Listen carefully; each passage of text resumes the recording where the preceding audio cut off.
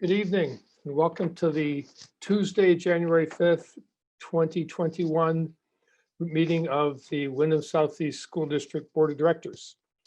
We have a quorum. The meeting has been officially warned, so we are ready to begin. We have no visitors to recognize this evening. I'd like to start with the consent agenda. Tonight, we have the clerk's report, the approval of minutes for December 16th, 2020, and warrants from December 1st, December 7th, December 14th, December 21st, and December 28th of 2020, as well as payrolls from December 7th and December 18th of 2020. Could I have a motion to approve the consent agenda, please? So moved. This is Ann Beekman. Thank you, Ann. Thank you, Sean. Second, moved by Ann, seconded by Sean. Any discussion of the minutes or the warrants? Yes. Go ahead, Sean. Thank you. Okay, on page 7, and I've already gone over this with Wendy, and Barb has made a change already. But on page 7, it was the VSBA membership. So it'd be item B in new business or unfinished business. And the paragraph that starts, Sean Murphy recognized Dan MacArthur, that is moved up under item B instead of on item C. So that's the only change. It was just a matter of moving a paragraph, but that has been done. Great. Thank you. So the minutes presented include that change. That is, well, not on the website. Oh, okay. I don't believe, but Okay, Wendy, can you clarify, do the minutes that we are about to vote on include that change, or do we need to make the amendment and then vote on it? Chairman, I'm not sure about the procedure, but I'll note it in the minutes. Okay, great. And in the meantime, just to be safe, I will ask that we approve the agenda as presented with Sean's amendment. Any further discussion? Hearing none, all those in favor, please signify by unmuting and saying aye. Aye. Any opposed? And the consent agenda is passed. Thank you. Next, under communications, we have some communications, and I'm fairly confident they will be addressed in the administrative report. So we'll move directly to the administrative report and second semester plans. Andy, take it away.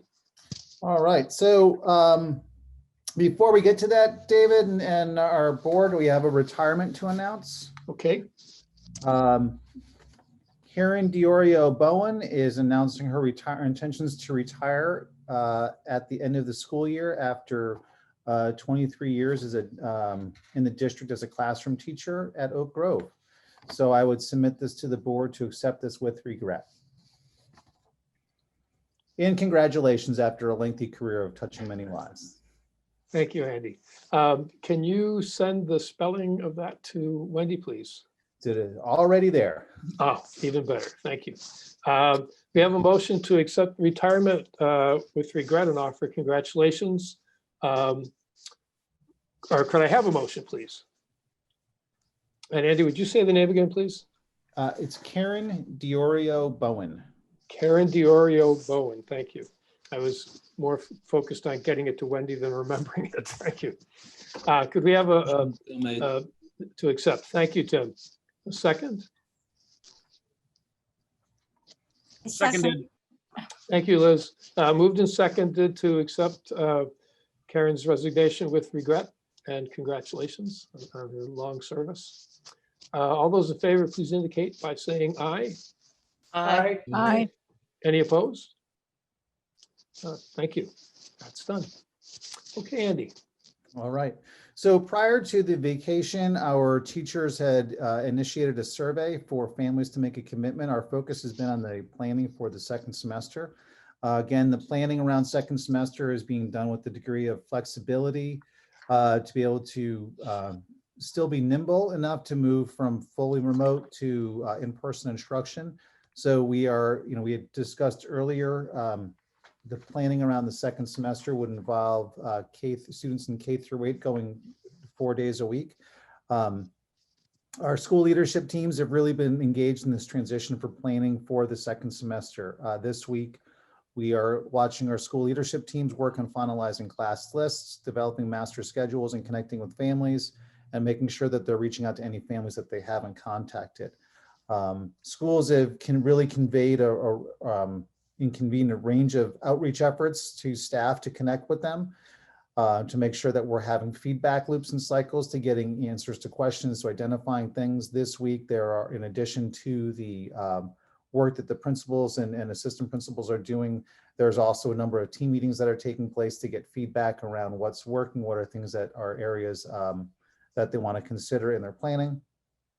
What most schools have indicated is an increase in requests for in-person instruction. So there are on Academy is on the high side with a significant number of increases. Other schools have fewer kids. Guilford has a large number of requests to go back to in-person instruction as well. Those were ones that stand out as the higher numbers out there, but generally most of the schools reflect an increased demand for in-person instruction. So the school leadership teams have continued to meet with their school-based teams to make those adjustments. There are a number of room adjustments being made right now in terms of the planning. And that's just shifting some of the items to accommodate some more students within the class. The 25th and the 26th, which were designated as transition and professional development days, are going to be used for planning days for staff. And so there won't be any professional development going on, but they may have some short meetings, but that time will largely be planning time for the second semester. And then the 27th, which is technically the start of the second semester, will be largely an asynchronous day with some discretion at the school level to find time for teachers to continue to make outreach to families and new students on the 27th, but will have a degree of flexibility, so it won't resemble a typical Wednesday after that week.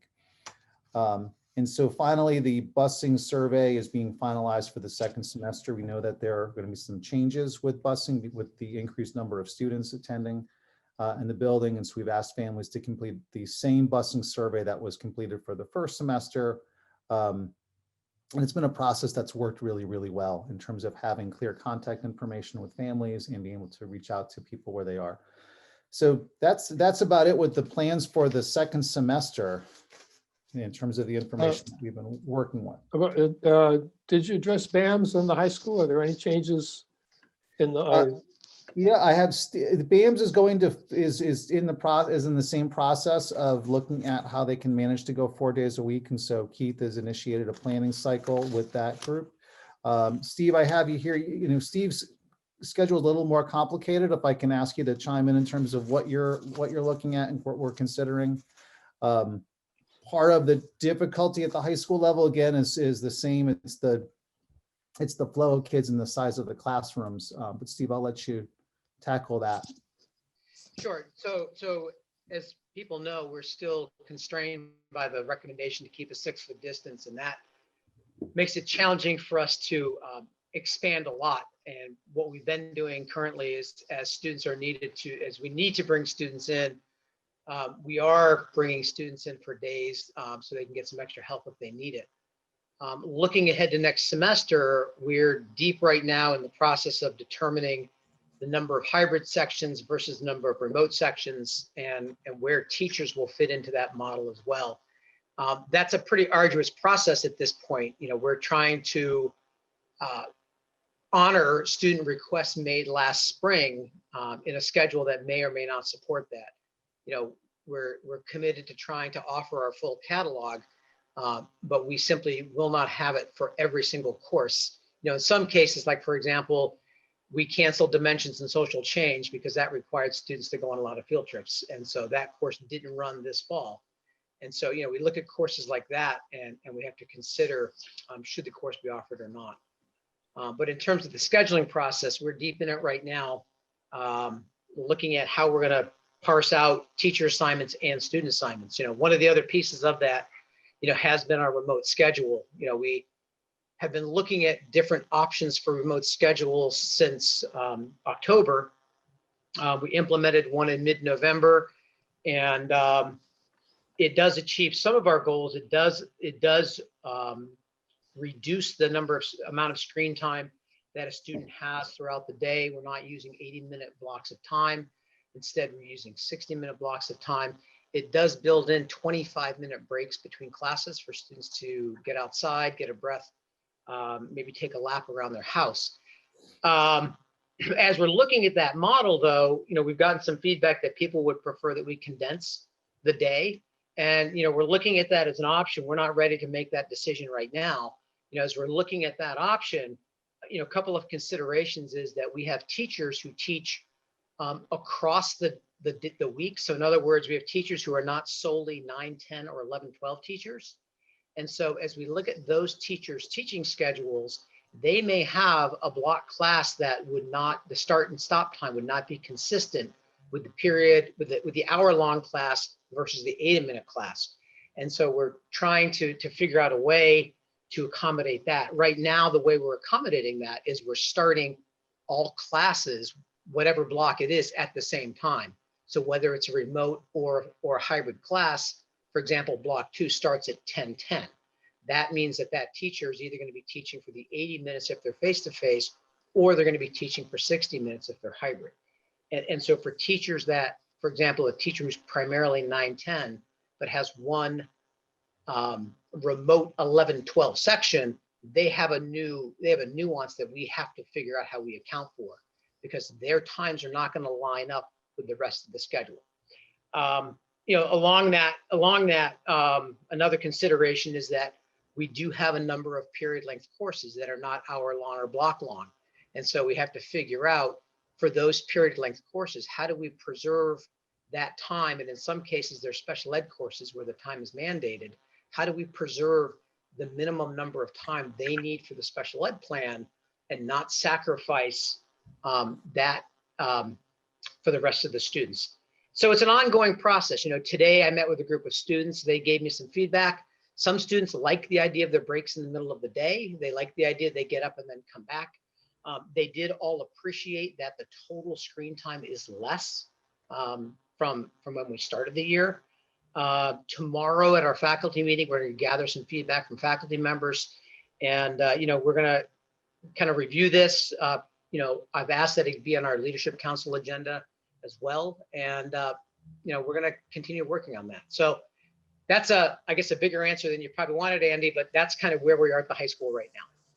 Thanks, Stephen. I appreciate the feedback. You captured that better than I could, especially with the several overlapping complexities around credit-bearing classes and requirements and graduation pathways for kids. So I appreciate I appreciate the detail. Are there any questions from the board or the public on the reopening plans or concerns? I'm not seeing any. I do have one question, Steve. I don't know if you have, I don't know that I've heard you talk about using asynchronous learning or having all the, basically recording the Zooms of classes so that students who would rather not be there or rather not do it at that time could access it at a different time, or that are having a real struggle with the schedule the way it is, and the short breaks in between, and even the reduced amount of screen time. Is that just another factor to try and build in, that just to make things even more difficult? Sure, it's another factor. I mean, one of the big challenges up front is I'm not sure I want to put the responsibility on a teacher to record every class that they do.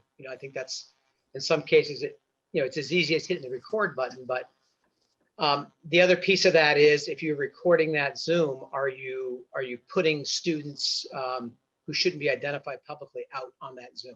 So, is that another thing that we probably shouldn't be doing, is making those publicly available? Last year, during the Wild West spring that we had, we did have some teachers who were doing asynchronous. And a lot of the feedback we got from parents and from kids was that a completely asynchronous model was going to be a challenge because people appreciated the idea they go in and meet with the teacher at a certain time. Yeah, it's clearly different than a college model where it's all recorded ahead of time and the students aren't ever in the session. Everything is created. You know, there are teachers, like for example, Mike Auerbach has an extensive library of presentations that he has recorded and that kids can access.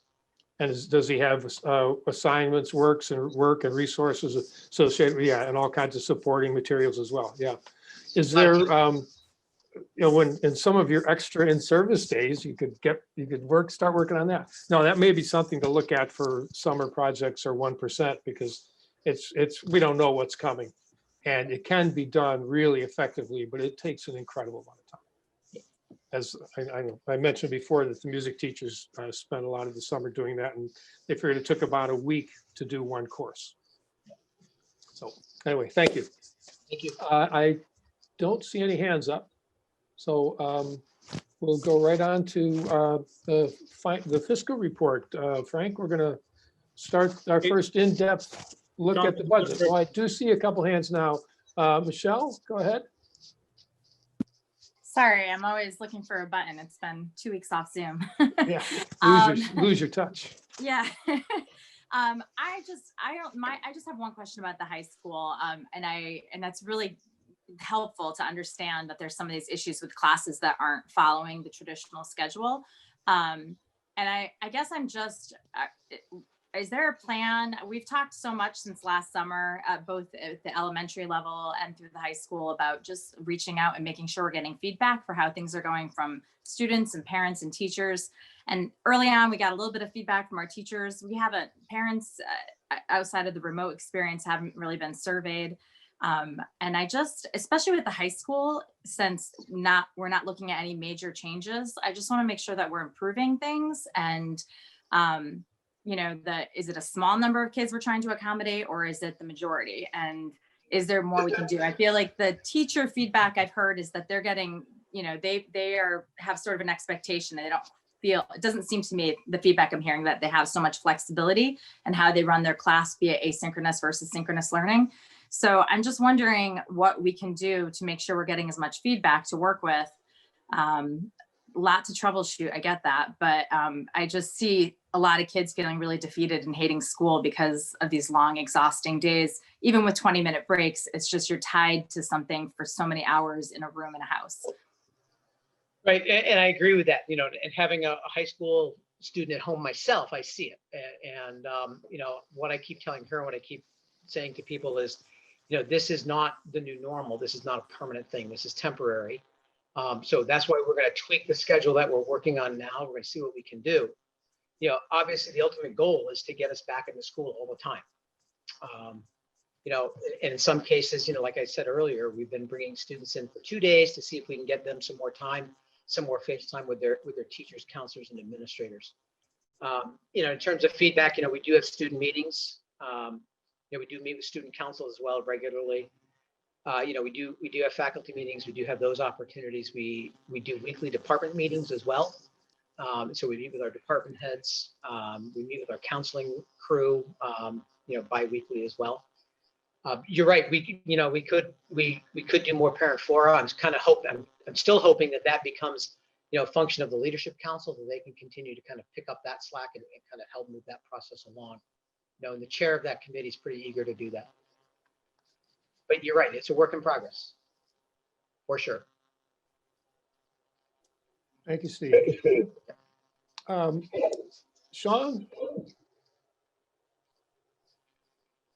Why don't you take Flo and Nancy and then come back to me just before we go to the next subject? Well, I was going to ask Nancy to also update us on the Career Center as well as whatever her question might be. So go ahead, Sean. I'm sorry. My question was, we didn't do the warrants in consent agenda, so I just wonder. Yes, we did. Well, we didn't ever vote on them. Wendy, what the motion I read was the warrants and minutes, wasn't it? Yes, Thank Mr. you. Chair. Yeah, it was to approve the consent agenda, and you had mentioned the the 12, 16, 20 minutes, and then the warrants, and you gave the dates on them. Right, Does that answer your question? yes. Oh, Thank it you. does, I'm sorry. That's okay. Thank you. Great. Thanks, Sean. Keep an eye on me. You never know. Nancy, I see you got a hand up. I don't know if you want to comment or question or whatever, but I would love it if you would talk a little bit about what's going on at the Career Center. It's hard for people to imagine, but if they get the reformer, they got a little insight today. So maybe you'd like to talk about that too. So, sure. So I want to take a little heat off of Steve because part of the heat he's getting is because of the way CTE runs and is regulated, and the statutes are really clear that 80 minutes is absolutely the shortest period for CTE, which stands for career and technical ed, sorry to use jargon. And so I'm kind of holding BUHS and our other school partners feet to the fire in honoring that minimum of 80 minutes. And that makes it really hard for Steve to flex his schedule. And I apologize to BUHS and to families for that, but it's really, it's not a space that we have a lot of wiggle room in. In fact, I'm under intense pressure to increase that time to 120 minutes, which we're going to end up doing next year, which wreaks even more havoc with sending school schedules. So I'm working really hard to make that bearable. But I don't want BUHS held accountable for something that really isn't of their complete doing. And so I wanted to be really upfront about that and own that piece of it. And then we have requested, because of the nature of what career and technical ed does and how much is required to actually be using the tools of the trade and have appropriate supervision when you're using the tools of the trade, we are actually requesting that all of our students be 4 days a week for their for our courses. And we are continuing to staff a remote learning space so that students who need to have a space to do online classes between, like, if they have a block 1 with us and then they have block 2, they can use our remote learning space. And then we are offering some, they're using some flex time and some lunch time to actually get home and be able to do their block 3 and 4 on days that they're remote from home, if they so desire. And we're trying to be as creative as possible as we do that in terms of time and respecting their time and giving them a break and making sure they get lunch and that they have transportation. So I think we are, I'm hoping we will have less than 10 students that are remote learners, although some of our biomedical students will remain remote because we share teachers with the high school, or at least hybrid, but all of our other students will hopefully be there, or almost all of our other students will be there 4 days a week, starting second semester if they're not already. So we are very excited about that. It's amazing complexity. Right, and this morning, or the article in the Reformer is something we are really proud of. We have spent a great deal of time and written a number of grants and funneled every extra dollar, well, not really extra dollar, every dollar that we could identify that we possibly could into our biomedical and machine manufacturing courses the last year and a half,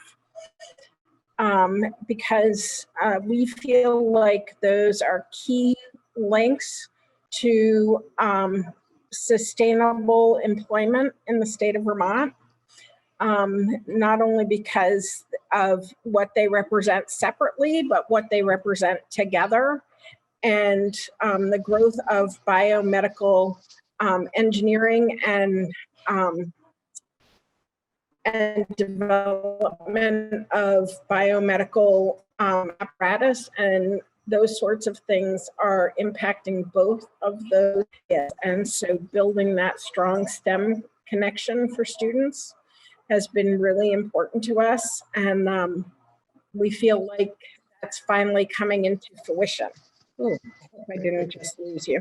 Yeah, And you're breaking up a little bit, Nancy. Sorry. You're breaking up a little bit. Sorry.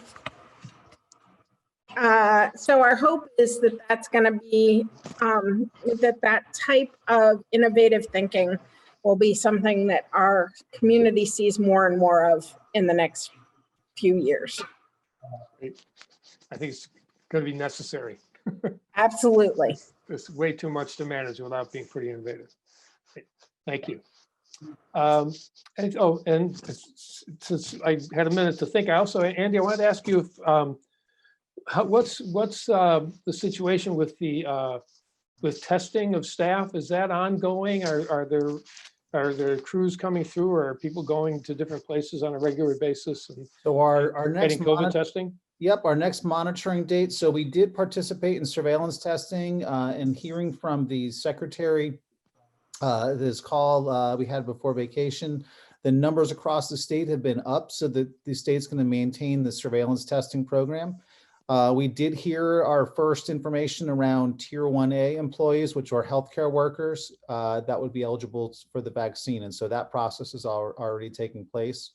As we've heard, unfortunately, that the states moved away from the tiering system that was established by the CDC. And so where essential workers were in that Tier 1B, the state Department of Health sounds like they made a determination at this time to go with age banding after Tier 1A instead, based upon the availability of the vaccine. But we're still waiting to hear on that information as well. So we did receive a request, though, for contact information for those staff that would be deemed in that Tier 1A, and that's all the designation that came from the state. It wasn't something that we determined, but it's mostly people like school nurses, SLPs, OTs, PTs, anyone who has that kind of healthcare contact, behavior tech people or behavior analysts. So they will be in the first round of people receiving the vaccine administration as well. So there's news on that front likewise. Great, thank you. Okay, now, Frank, the budget. Okay, very good. So I had, based on brief correspondence, David, you shared with Andy, I thought we would review the revenue sources to fund the draft budget that we shared last meeting that's on the website. I thought I'd share a very preliminary tax impact analysis, go over the capital plan and the way the general fund interacts with the capital fund, in terms of the transfers, and then do some highlights on the secondary education budget, which is, primarily it would be the BUHS 9 through 12, the BAMS budget 7 and 8, and then also Nancy's career center. So we were thinking we could do that in about 20 minutes, and then take as long as we need for question and answer. Does that sound like an all right outline? That sounds great. It continue to give us some good solid background, and then we can actually look at the impact of all the things we're learning. Thank you. All right. I am so sorry to interrupt, but I see that Flo Levin has had her hand up for like a good 10 minutes, but we haven't heard from her yet. Well, her hand isn't showing up on my screen, Chelsea. I don't know what to do. So we're going to go ahead with the budget, and she's not here. She's not in the meeting right now. So it may be that she's dropping in and out of the meeting, and I'm not. Oh, now she is. I've been here the whole time. My hand has been up the whole time. Haven't dropped out of the meeting. Well, it just showed up now. Or maybe I may have had you scrolled off of the screen. Okay, well, good timing because Frank hasn't quite begun yet. So go ahead, Flo. And I apologize for Yeah, that's the okay. mess up. No I saw it problem. earlier, but then it just disappeared, but I think I Oh, scrolled was down the here. participation list and you disappeared. No problem. I was waiting actually to see if we were going to hear from any elementary school principals about moving forward into next semester, because it's really a big shift in many ways. And I just wanted to point out that those of us teaching in elementary have been in person 4 days a week throughout. So we've been in the building 4 days a week, but we've been there with half of the number of kids, right? So at least at the school where I currently am at Putney Central, the students have 2 days a week. 2 different pods of students are 2 days a week, but for teachers, we've been in person 4 days a week this whole time.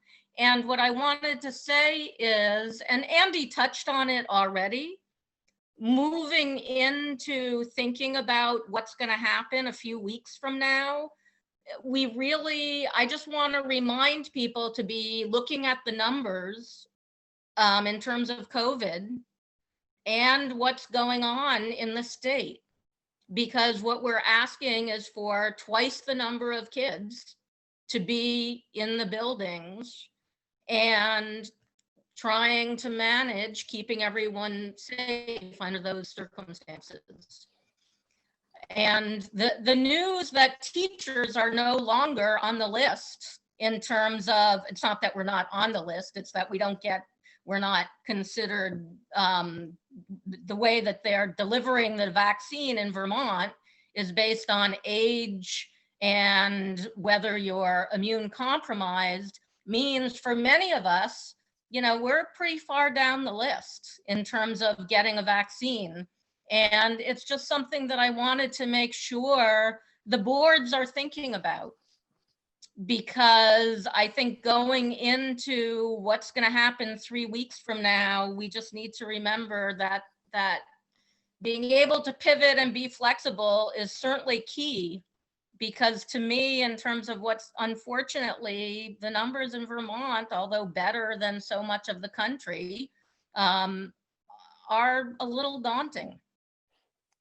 Thank you, Flo. That's a really good reminder. And I think that we are really, I'm sure I speak for the whole board because I talk to them a lot, and I know I speak for Andy in terms of the constantly looking at the numbers and constantly looking at what's happening and constantly reevaluating the decisions. And there's just this complete, like 100% consciousness of the reality that whatever plans are made have to be able to shift pretty much immediately. And I think that, we're using the best info. I don't want to say we, because it's really Andy and the administration and the leadership teams and the leadership groups in the schools that are doing this work. But the plan to have these 4 days be remote is based on the number of days between the last likely gatherings of people around New Year's Day and the next day at school. And I think it's 9 or 10 days, which is now considered a pretty good time for incubation. I know all the screening is going to continue. Obviously the teacher testing is going to continue. The numbers are very frightening, and it's growing much more quickly in the South than at any other time in this process. And it was 160 some new cases today. It's really astonishing. And it may very well be that we don't get to those 3 plans for 3 weeks because we're not going to get to next Monday. But there's intense awareness of the need to be on top of those changes. And I don't know, there's really nothing that can be said to reassure people, because it's obviously a very threatening and scary situation to be in. And I happen to be one of the people I'm in the second tier of people that get shots because I'm old. But that's cold comfort. I can tell you that's definitely cold comfort in this situation. So thank you for that. And I welcome any of the elementary principals. Actually, if you think about the example of Green Street, how quickly they responded to the I think it was 2 cases that materialized sort of quickly in that school, and how quickly they adjusted, and the plans and the flexibility just everywhere. But I certainly invite any of the elementary teachers that want to want to address some of the things that Flo mentioned or that I just talked about, please feel free. This is by far the most important business we're going to do tonight, is making sure that everybody's as safe as they can possibly be. We'll figure out how to pay for it one way or another, and it's one day or one night or another, but this is really the crucial work right now.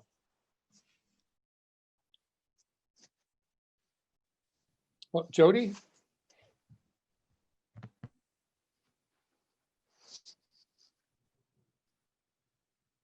Unmute. Okay. Where can I find the budget so I can follow along with Frank? On the WSESD website, Yeah. you go to agendas, and Okay. on the left, you'll see the agenda for our previous meeting, and underneath it is the budget, the capital plan, the by school breakout, and there's another document there too. I can't remember what it is. It's all, I can't remember what it is, but there's another document there as well. So they're all right there listed right under the agenda on the SD website. That's the December 16th meeting? No, yes, sorry. Yeah, December 16th. Okay. It's really thank you, obvious David. because there's a whole list of documents there. Thank you. Sure. Mark, I saw you unmuted and then you disappeared. I'm not trusting my vision of the flags tonight. So, oh, good. Go ahead. I was just going to say, David, I thought you answered that really well and hit it right Okay. on the head.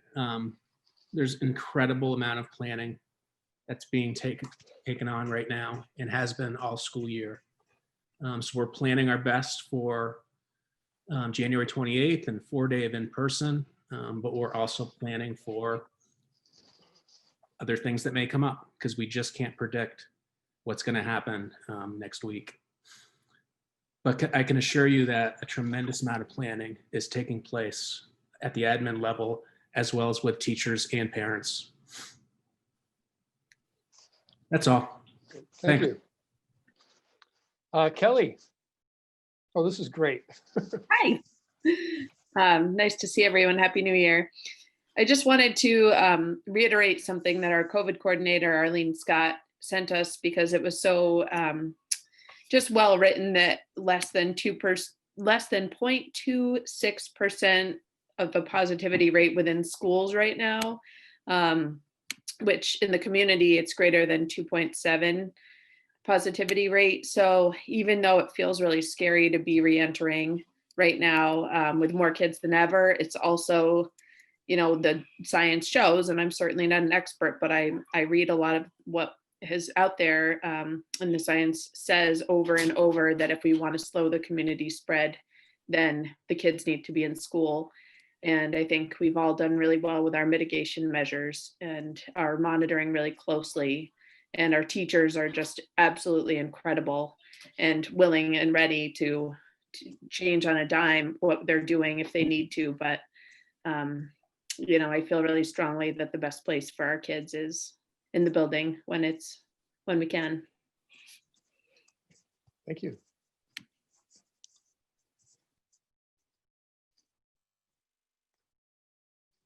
Okay, Frank, let's try again.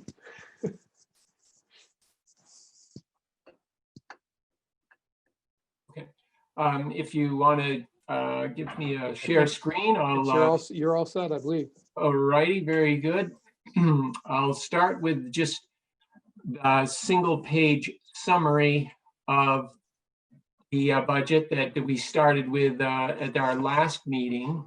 So this is the, just to remind folks, if you hadn't had a chance to look at this recently, this is just the one-page summary of our 51 million current plan and the proposed 52 million FY22 plan, up 1.8%. So what I was suggesting we do is talk about the revenue sources that fund it, and we can talk about the tax impact based on what we have today. And I actually just developed that this afternoon, so I'll be sending that out to the board tonight or tomorrow.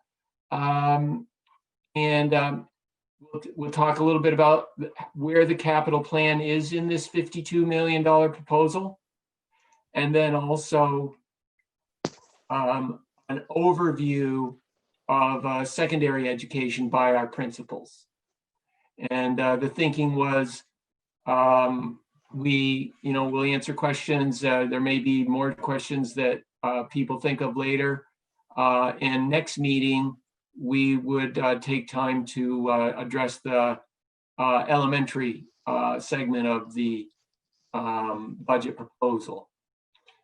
So with that in mind, just reacquainting, 52,103 is the proposal right now, up 1.8%. So if we go to how do we pay for that? This is the work that I was doing today. And it's something that we typically put in the annual report. Here's a list of all of our revenue sources. And we can look at some of the individual revenue items here. This is actually what, most of my day was today, is looking at each one of these revenue sources and making the relevant calculations with to some extent based on how much we spend, but also what the legislature is starting to release for assumptions. And what's probably more useful in this meeting is just to talk about the total. So I just showed you this number on the summary. 52,103,000 is what we're proposing in spending. There's that up 1.8%. And I just showed you, I just scrolled through the list, and I will send that to you. We'll get it in the annual report and on the website. Scroll through a list of 51 million in revenues. And the difference between those two numbers is what we're proposing use of fund balance.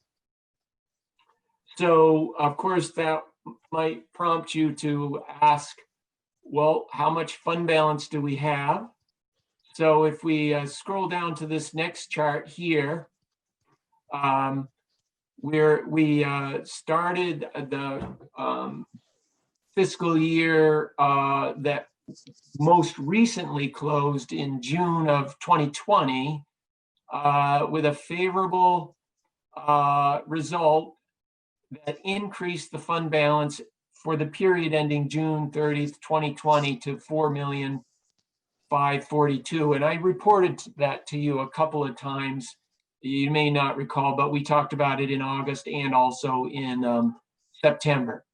And this is what we've submitted to the CPA audit. And I expect to see those audit reports back relatively soon. So the current budget we're in, FY21, we scheduled 800,000 of that 4.5 be utilized to reduce taxes. And here's that 950 that I just showed you. So there we are. If everything went according to plan and all revenues came in as planned and expenditures came in as planned, and the voters approved, based on the board action, then we would have 2.7 million at the end of the year in the general fund. And you may recall, I generally recommend that we have at least 3 years of that kind of use of fund balance so we don't spike the tax rate. And that's what we have, 2.7 million divided by 3 years is 930,000. So I feel that, it is a pandemic. We got a lot of extraordinary circumstances. It's a little more than what I'd like to see us use in fund balance, but when you have a rainy day fund and you have a mess like we have now with the pandemic, it just makes sense that we use it as it's intended. Frank, just a quick question here. As I was looking over the capital plan in this, and I remembered that we had a balance at the end of the year, and then I noticed that we set aside, this is I guess I just might want to wait till the capital plan conversation, but I guess it comes to the relationship between the capital plan and our surpluses, because we had in the capital plan we had $125,000 for the field. Yeah. And we did for this current year and also for the previous year, and we didn't spend that on the field. So Yeah. if you add those two together, the $250,000, that takes away most of that surplus. So I don't know that we can really, if we decide to go ahead with major renovations to that field, we're going to want that money. And it's being considered as our sort of ongoing fund balance, when actually it's money that we either shouldn't have collected or we should have spent. Because, we really aren't, we're not really licensed to take money and put it in the bank for something we might do later on. So I'm just kind of wondering about how much of this is real money? How much can we really, and how much it really is going to wind up someplace else? Yeah, good questions. So you are really referring to the capital fund, and then what the capital fund is intended to fund. So maybe in a really brief response, and then I do think we're going to want to get into. Yeah, I'll let this go just to be really clear. Yeah. In the current budget we're in right now, somewhere in there is an expenditure of $125,000, right? An anticipated expenditure of $125,000 in the budget? Not in the general fund, it's in the capital fund. So in our itemized budget, there's not something in there in the expense details that is 125,000? Yeah, let me show you where that fits in. So it's definitely an important way to understand how everything sort of fits together. So I'm gonna bounce out of the revenue and the fund balance, and this was definitely part of the planned discussion tonight. That I want to go into the capital plan. So this again is on the website, and I just need to find it in my system. Wait, where's screen? Where is it? Okay. So trying to find where all of my web resources are. I think I can find it. Okay, I want to make sure I'm sharing the capital plan. I'm looking at it on my screen, but do you see a Windham Southeast School District capital plan? Yes, overview. Oh, yes. Okay, very good. So, yeah, to get to your point, David.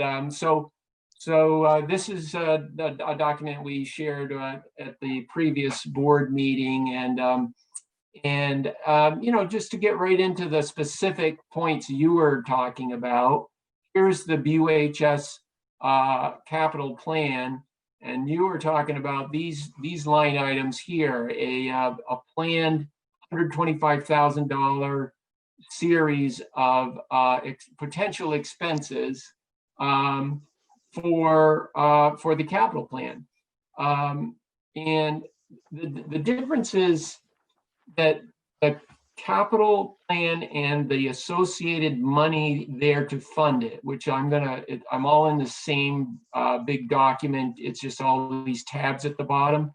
So I just went from the one site over here to the summary. Summary shows us the money in the bank. So this is the difference, David, is that this money is just perpetual balance. If we spend it, obviously it's gone. But right here, projected capital fund balance, okay? This line here at the bottom, this is cash. So at the end of 2018, we had 1.6 million in cash. And right now we have 2 million in cash. And the point is that something like that, the field expenditure, it was planned at one time by a former board, as you recall, and then we didn't actually move forward with it. So with the capital plan, it has its own source of funds. It has its own cash account. That money is going to stay in this cash account until the project does actually materialize. Then the other really important point I wanted to illustrate, and it's right to your point, David, is, well, how does the cash get into this fund? And it is through these sources. It's either a planned operating appropriation that funds part of the long-term plan. The long-term plan is 6.3 million in projects over the next fiscal year 21 through 25 period. So in any one year, we're not going to put $6 million into the plan. We've been putting these cash flows in right here. When I say these, it's this line 30. It's, you know, in 2018, we put in 1.4 million, and in 2019, 400,000, you see, and this year we're scheduled to put in 314. And this budget that we are proposing has 738,000 in contributions to the capital plan as part of this 6.3 million. The major difference is the capital plan is this perpetual balance, that it's not like we're going out and appropriating these capital projects every year. We are only expending the funds once the board approves the project, you know, and then we go through a bid process. And if we delay the project or cancel the project, the reserved funds still remain until they are dispersed. So there is the annual appropriation. There are these transfers. This is what happens when there may be a surplus in a fiscal year, or it might be that the appropriation was budgeted, but the project didn't happen, and therefore the general fund still sends the money over to the capital fund so that it can be implemented at whatever time. There's also grant sources.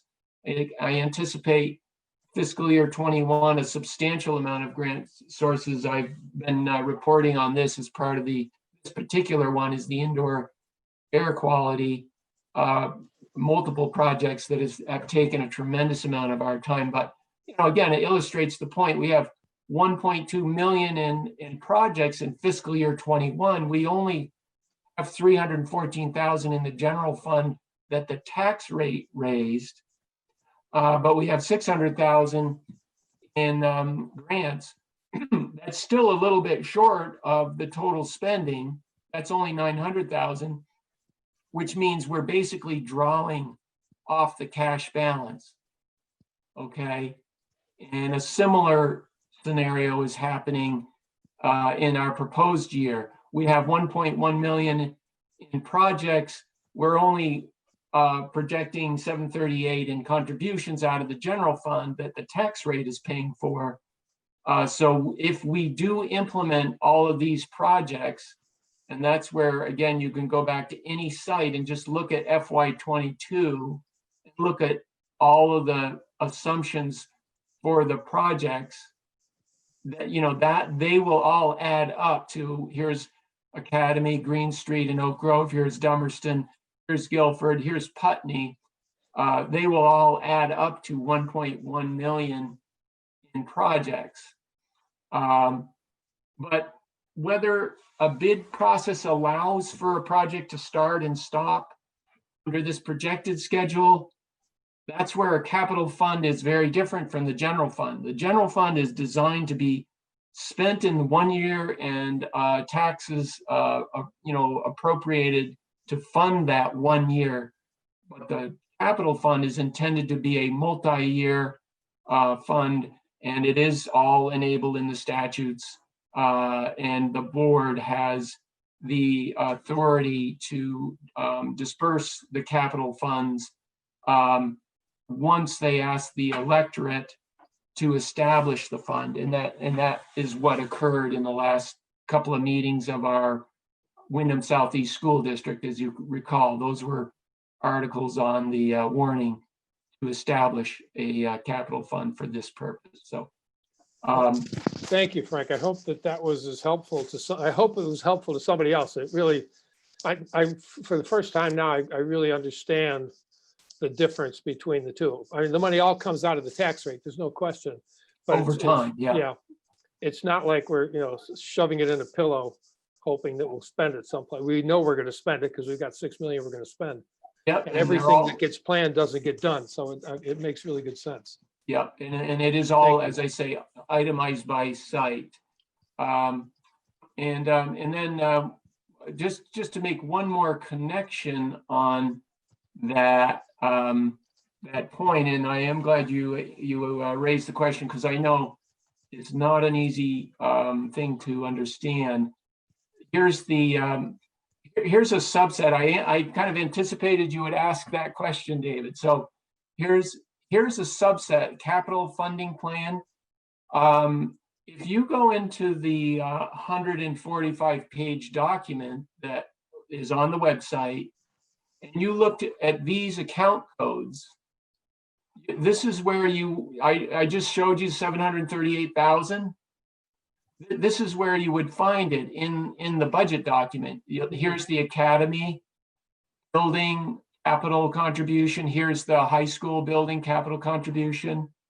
Here's the Emerston. This is Ilford. This is Putney. And this is Oak Grove. And this is Green Street. So these are all based on a project schedule that has been contemplated for many years, both historically and moving forward. And this is, like you see, a partial funding stream of the capital plan.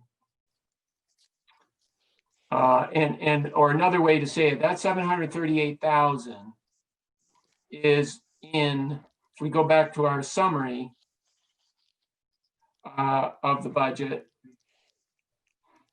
738,000 is part of this 2,600. It's part of this 5.8 million. And that is a partial contribution toward the $6 million in projects that we have over the next 5 years. And that's the way we've been running a system to plan for replacement of assets that we know are going to reach their useful life. And we know we need to replace them, but we don't want to have to spike the tax rate from year to year to pay for them. Therefore, we do these planned transfers to fund current and future projects. Okay, so that's the summary of capital plan, our big picture budget, and then here's our estimated tax rate. And I want to emphasize estimated because a lot of the variables, are updated over the course of the legislative session. So here's that 52,103,000.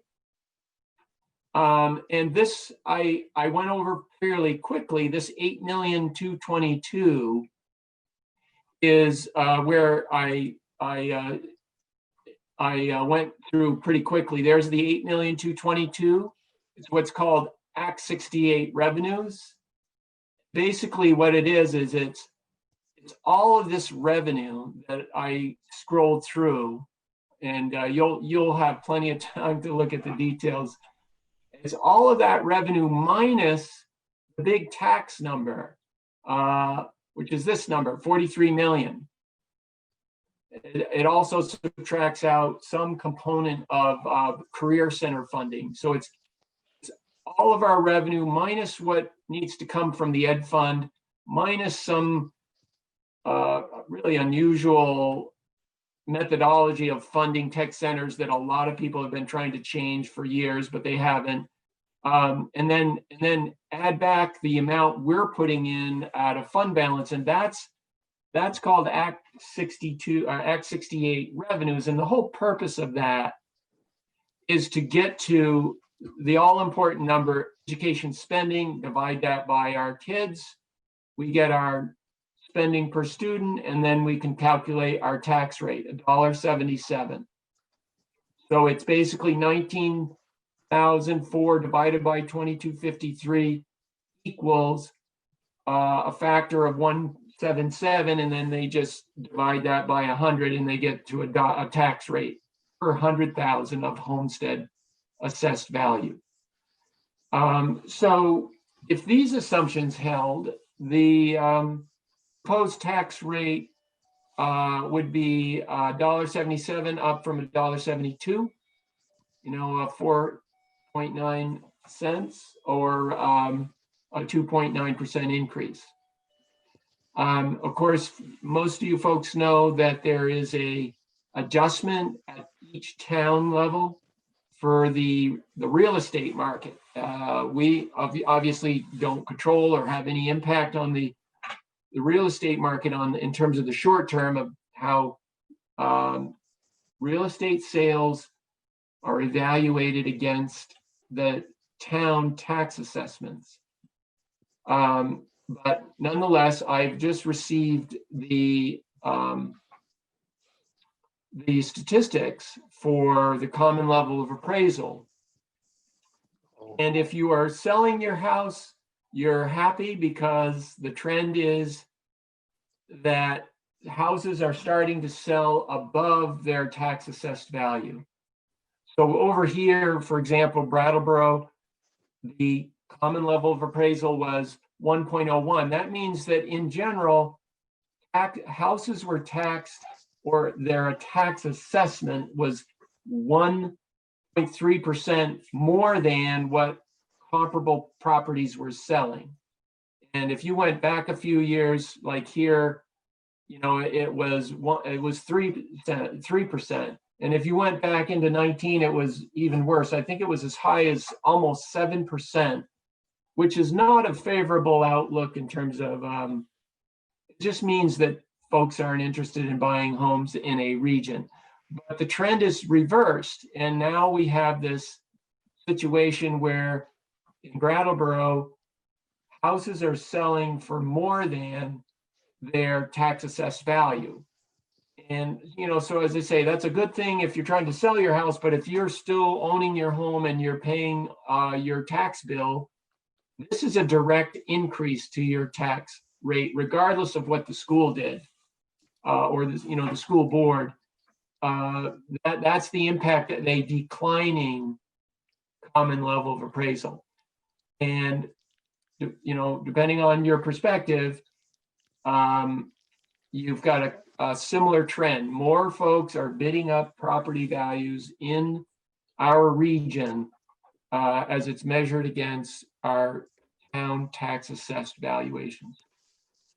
And so if we take our $1.77 that the school board has, you know, a direct impact on based on the amount we spend, and then an assumption around our revenues, and then also an assumption around how many kids we'll have.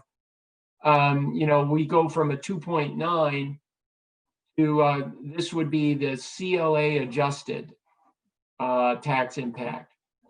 And I'm, you know, I'm emphasizing this is preliminary. I'm sure you're aware we've just recently received good news about at the federal level more support for public schools on its way. I would hope that we see something soon that would suggest either the state is going to increase this number, this 10,998. If they do, that will directly reduce taxes. Let me just give you an example to illustrate. If they make that 11,500, which would be this 4.9 increase, would not be unusual. Our tax rate would be $1.69. It would actually be lower. Okay, and then when you go to a tax assessed impact, it would be a flat, no impact. The state has had a history of increasing. You can see here is an increase, and if you go back into prior years, they have a history of making the yield higher than what it was in the prior year, and they also have a history of making it higher than what they even project early in January. So I have no idea what's actually going to happen. I'm hoping that it is more in the line of what we've seen historically. But here's our first pass at a tax assessment, considering the budget proposal, the revenue assumptions that I've just gone over with you briefly, and then our student enrollment. And you can see that this is a very significant assumption. I've left it as it is because I do not have an update from the Agency of Ed. You may recall I've mentioned that this is another area where the state said they were going to, the legislature said they were going to try to hold harmless a drop in enrollment. And we have had a drop in enrollment. So we'll see what actually comes out of that. So there's our snapshot of our overall budget, revenue sources, how we're going to pay for it. I'm glad we weaved the conversation about capital plan and how we pay for it into that conversation. So unless there are no questions for me, or maybe there are questions for me, I thought at this time it would really be helpful to get into the more interesting part of our budget discussion and go to the principals for an overview of their segments. It maybe if I could just take if I could just take literally 1 more minute, I will quickly queue up the summary document on the website that identifies the UHS, the BAMs, and the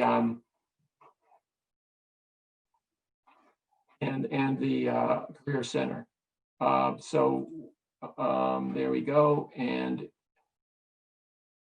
that's the detailed document, and here's the summary. So just real quickly, the summary document, as I say, on the website. Here's the Brattleboro. It starts on the first school is Academy. It's all sorted by the way the state assigned these location codes. But high school, here's the high school. Direct instruction, very much a sort of a level funded proposal. When you look at the total of the high school, we have it here.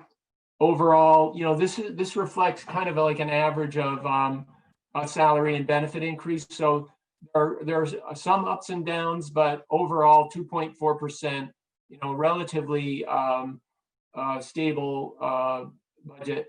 And where you do see increases, it's in an area where we just already spent a fair amount of time right here in operations and maintenance. It's funding the capital plan. So of the total increase at the high school of 385, the vast majority of that is the capital plan. So Steve will give you an overview of the high school proposal. Here's the BAMS proposal. Their location code is 1367. So the BAMS proposal, I think Keith will speak to. Well, this is not a major part of the budget, but we can talk to it if we need to. This support services where we see somewhat of an increase. But overall, the middle school up 3.7, 124,000, and Keith can speak to that. No major program changes. There are some student support program initiatives that Keith will address. And then the last one is the Career Center. The state gave them the number 5014, so they're at the end of our document. Here they are. Nancy will speak to the reductions here. The Career Center does have some staffing reductions, but also new investments. And unfortunately, at the Career Center, overall, the proposal is down 3%, and it reflects the enrollment being down substantially. And Nancy's got some great plans to hopefully reverse that and address that. So there you go.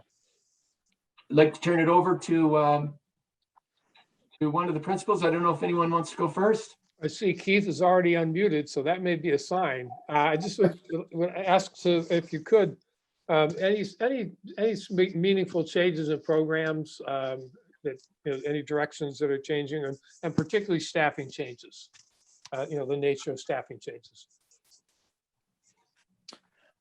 Yeah, so hi everyone. I hope my internet's okay. I had to be on my phone because my computer wasn't working well. Seems to be. So the middle school has very few changes in the budget. The budget we planned a year ago hasn't been implemented. The way we planned due to COVID, and the needs we planned for a year ago remain. And we also have additional challenges due to expected increases in learning gaps. Additionally, we anticipate the transition back to regular school being very challenging for some students who have not been part of the regular school routine for a long time. It's hard to measure the social emotional. All of our students with academic support, counselors. Keith, I think you may want to try and go without video if that's possible. You just froze there for a sec. I don't know if that matters on the phone or not, but I'll try it. Sorry about that. Great.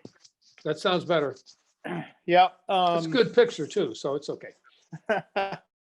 So, we anticipate the transition back. We're going to need support for our students, as every school will need. Our overall staffing levels are the same as the previous budget as far as the number of teachers and staff. The increases to the budget are primarily due to salary and health benefit changes. Mr.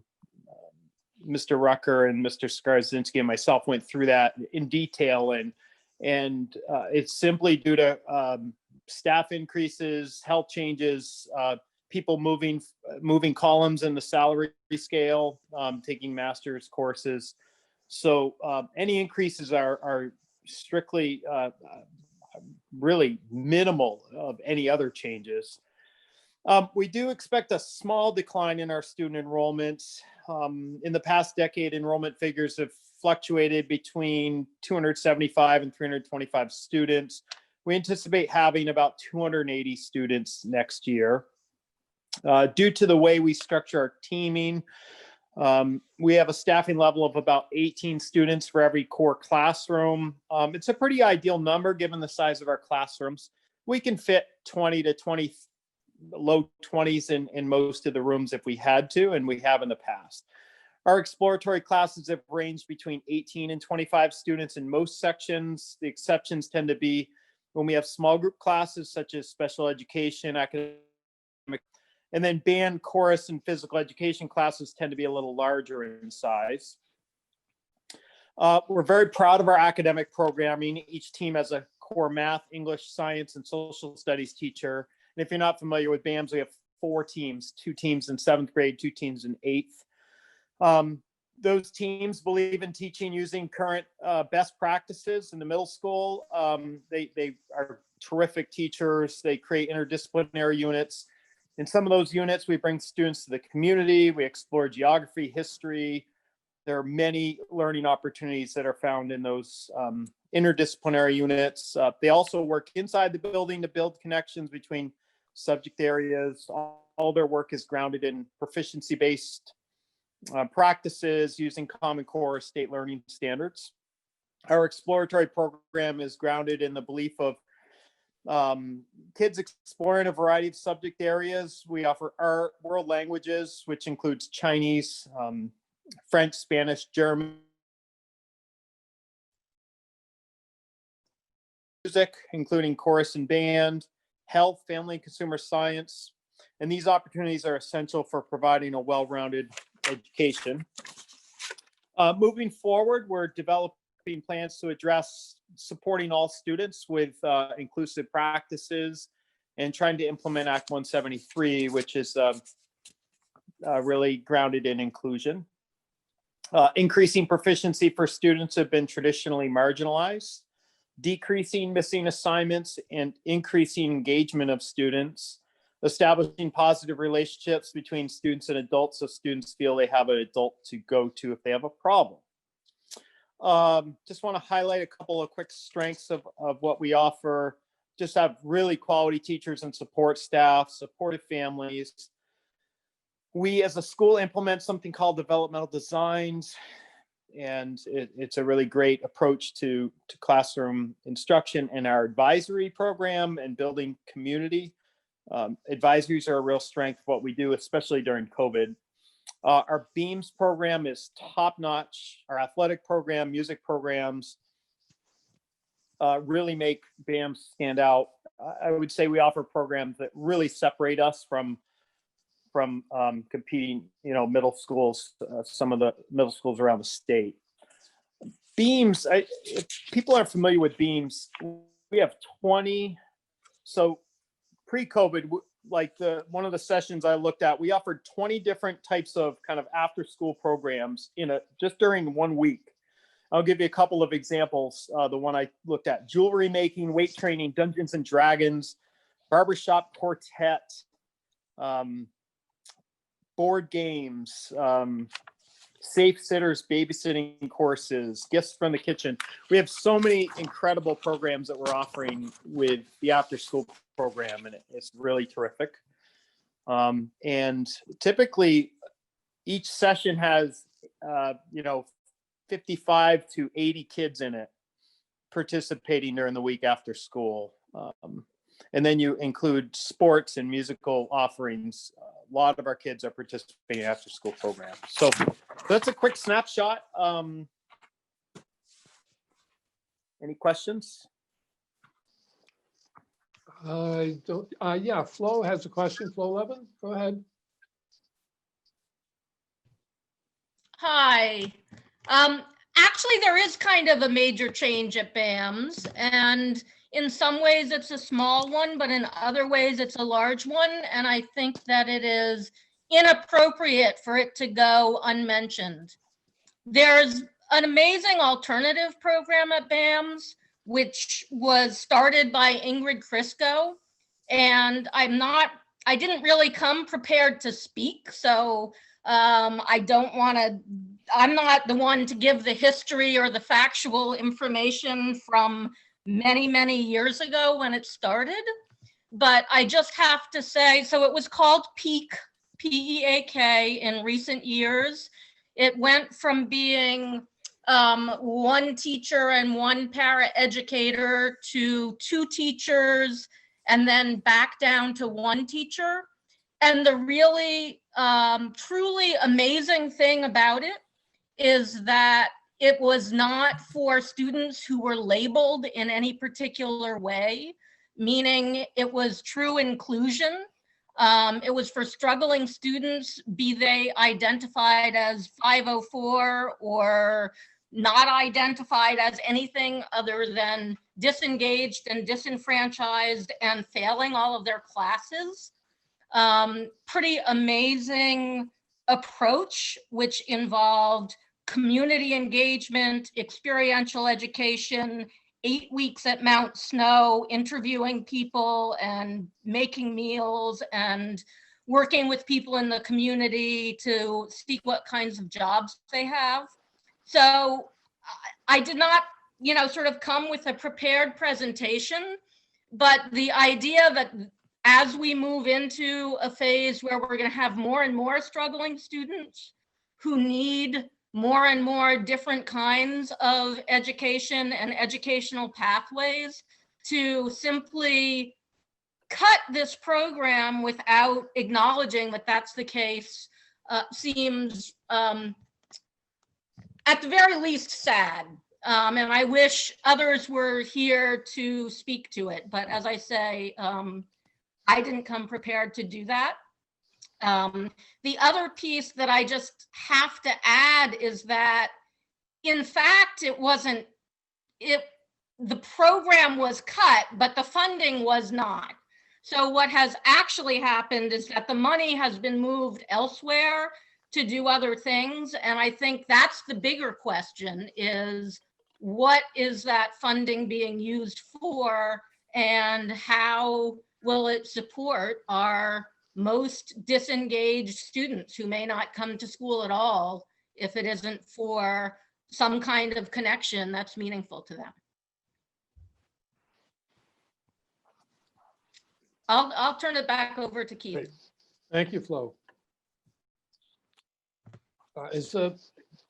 Keith, has that program been eliminated? I hadn't heard that. I wasn't aware of that. Well, I was presenting on the BAM specific portion of the budget. The program has been in the district wide part.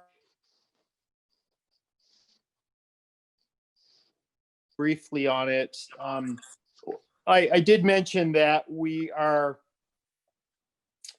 trying to support all students with inclusionary practices and compliance with Act 173.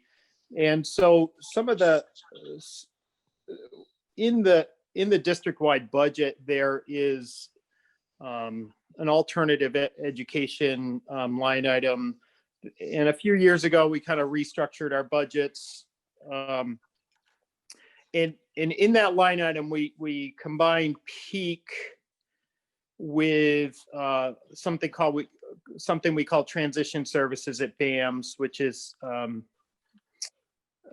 program that we created. It's a very modified version of the STEP program at the elementary school. And so we created funding for that. And there was discussion at that time around eliminating peak. And it was eventually put back in and combined with the funding for the transition services. As we have moved ahead here in kind of looking at what our needs are going to be in compliance with Act 173, we really want to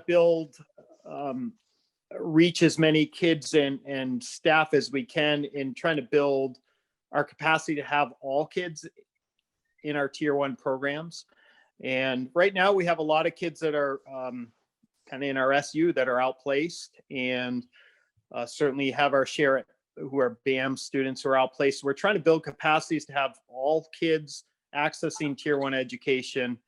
And so the funding in the district-wide budget has been, the titles of the positions are being shifted away from peak and more towards a coaching model where Steve and I would both have instructional coaches who would work with staff around differentiation and modification and working to address the needs of our kids who struggle in the classrooms. So that's kind of a quick overview of the shift.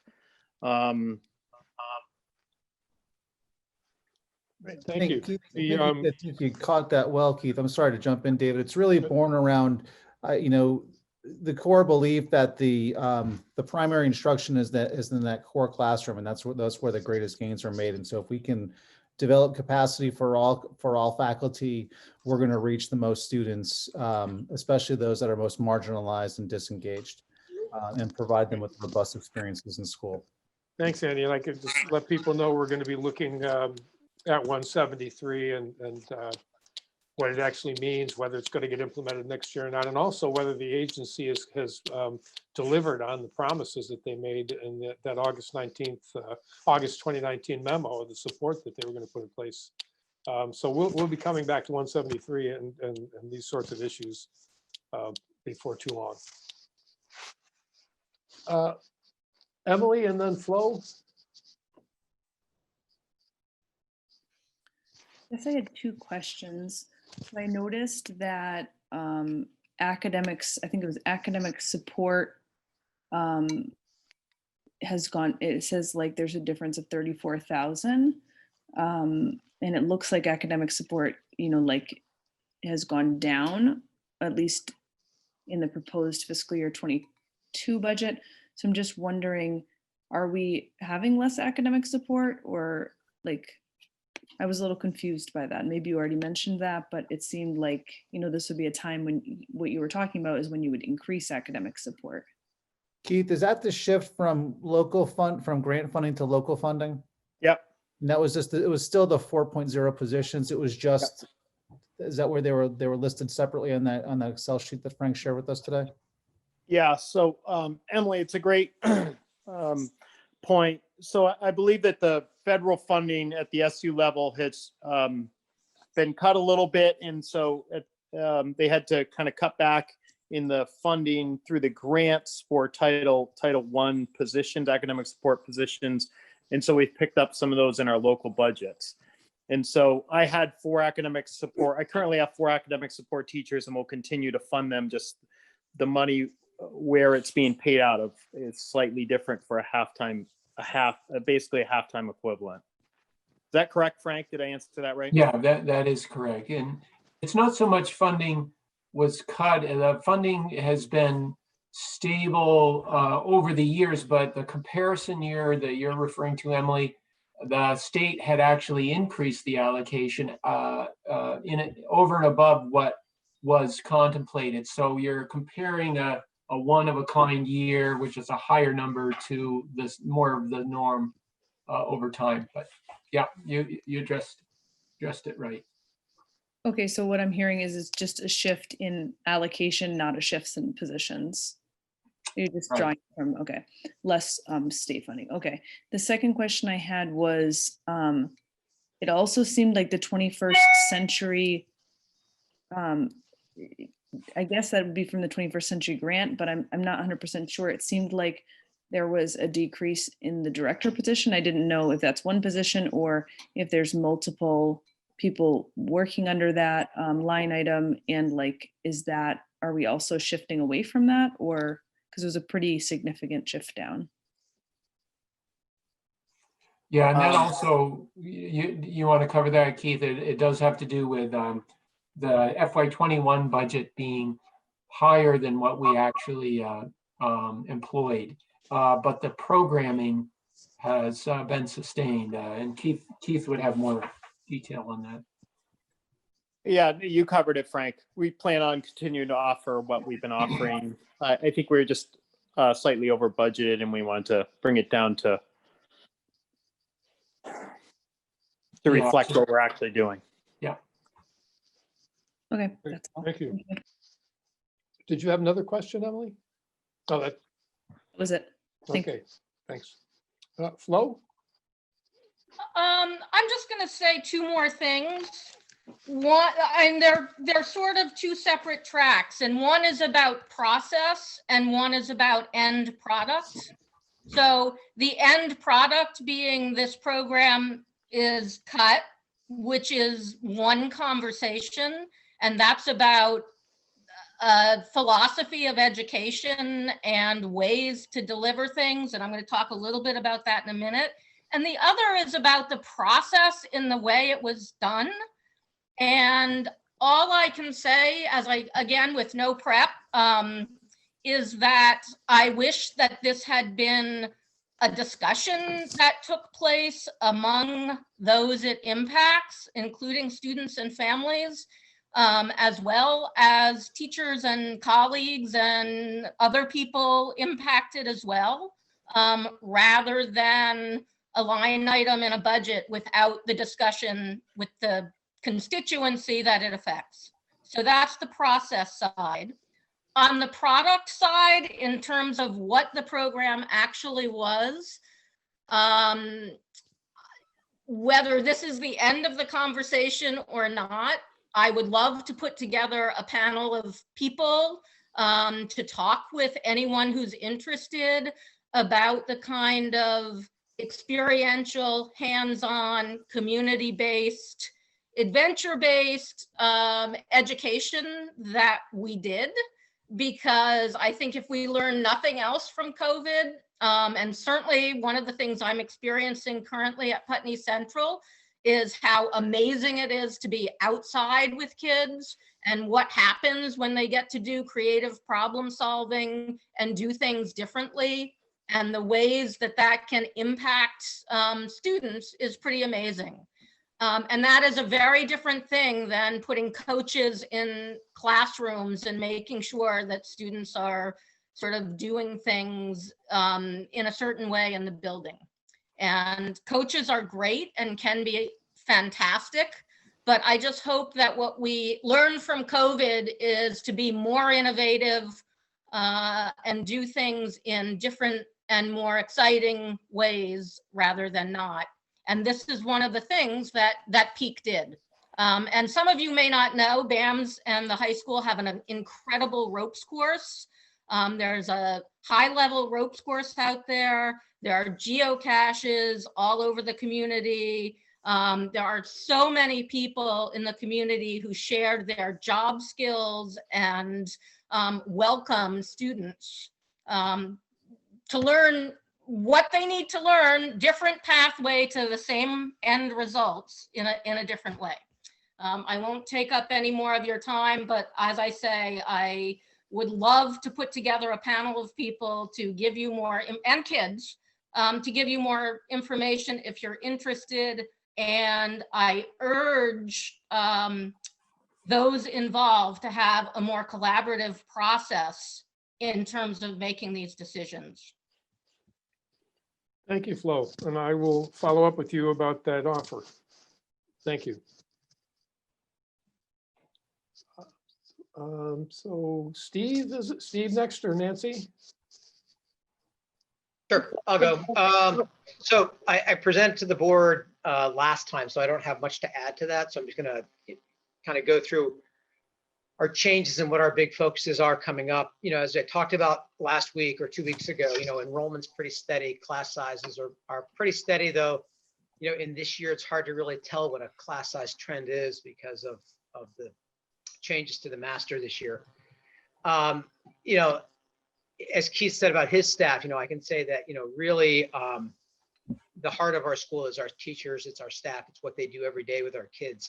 And so, you know, I certainly want to recognize that and recognize that our increase being mostly staff is an appropriate thing because we have great teachers and they do great work all of the time. Our two main focuses for next year, though, first is going to be, I guess we'll call it recovery for lack of a better word, or restart. You know, we have to acknowledge that, you know, we have kids who have not had a normal year of public education for 2 years. I think I mentioned last time that our sixth graders from 2 years ago are coming into ninth grade. And they're going to be coming in without a lot of experience going through middle school and knowing what it's like to be in a classroom. So we're looking at various structures, models, things that we might do to kind of support that. And that may involve some pretty significant structural changes that will be budget neutral, but we may change a little bit about the way we organize that grade and how they enter the school. You know, because aside from the academic gaps that Keith referred to, we're also concerned about those social emotional gaps. You know, our students haven't had that normal transition from elementary school through middle school to high school. So one of the ways we're going to look at that in addition to the structural changes is that Dean of Students position that we didn't hire this year will become an engagement coordinator next year. And that person will be tasked with working with some of our most challenging students and our most vulnerable students to kind of work to help them engage not only with us, but also with social services in town, social services in the community, so they can get the help they need, so they can access their education and also access everything else that Brattleboro has to offer. The other area that we're looking at, of course, is Act 176. And, you know, we're using as part of that, we're using the DMG report that came out a few years ago to kind of guide that. And, you know, one of the things that was clearly stated in that report was that we do need to reduce our reliance on using paraprofessionals and removing kids from mainstream classrooms. And what we really need to do is we really need to give our teachers the skill set they need to effectively teach kids. Our teachers do a fantastic job right now. They do great work. But we have to kind of help them understand the process of accommodations and modifications for kids, help them, you know, expand their skill set for tier 1 instruction and know when tier 1 instruction needs to transition into a more specific, smaller group environment. As part of that, we're looking to include an instructional coach. That coach will come in not to do the work for the teachers, but to help the teachers learn how to do the work for themselves. We kind of envision that person working at a couple of levels. At one level, you know, working with the administrators to kind of help us identify where those skill sets need to be bolstered for our staff, and then working with departments to kind of work on department initiatives to, like, for example, the math department, how do we use Big Ideas Algebra, which is a very expensive program we use for Algebra 1 and Algebra 2. How do we use that program effectively to form a more inclusionary system for all of our kids? And then in addition to working with departments, working with individual teachers to kind of go in as a co-teacher, to kind of go in and model and perhaps offer some feedback that is not evaluative. So those are kind of the things that we're looking at the high school. Again, I know I talked before, so if there's any questions, I can certainly take those, but I don't want to repeat what I said before. Thank you. Tim.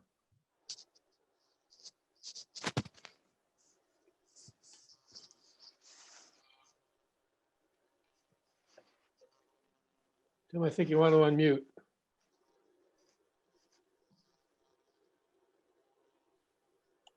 I'll try and unmute you. Go ahead. I think we got it. Okay, is this better? Can you hear me? Yes. Okay. Getting back to Netowich Field, in the capital plan, there's a note that says for $75,000 for Netowich for fiscal year 21. Admin working with Gale Associates to review the campus needs. Mhm. And there's 125,000 for fiscal year 23, 24, 25. That 75,000 is for fiscal year 22. So my question is about the process. First, what happened to the community stakeholders advisory group that was established to review Gale's reports? Second question is, I believe that the board paid Gale for reports to the board. Is that going to happen? That does still need to happen, as part of, when the pandemic hit, we did lose sight of it, but Gail does have a report. I have not seen the report yet, but, our next step is to review that report with the community stakeholders and then bring, part of the contract is that Gail will present their findings to this body. So that would be the next step. How was the $75,000 determined before understanding what the Netowich Field needs are? I think I'm going to refer that to Frank, but it's really existing infrastructure that we need to work on. Frank, do you want to address that at all? Yeah, and that is the nature of it. Given that there is no plan, and yet we know there's a pretty substantial amount of unmet student needs. There are all those conflicts in terms of scheduling and late practices and safety concerns that were all reviewed. We're assuming there will be some kind of an improvement, but until it's defined, that really is just a placeholder to be informed with the work that you're referring to. Okay, I'm glad to hear that Gail is going to meet with the community stakeholders advisory group, which hasn't met, I understand, since April. But has Gail been in conversation with your athletic director, Steve? They have. And what's been the outcome of that? As I said, they have their report ready. We're just waiting to kind of schedule a time for them to meet with the community stakeholders. Okay. And then meet. Yep.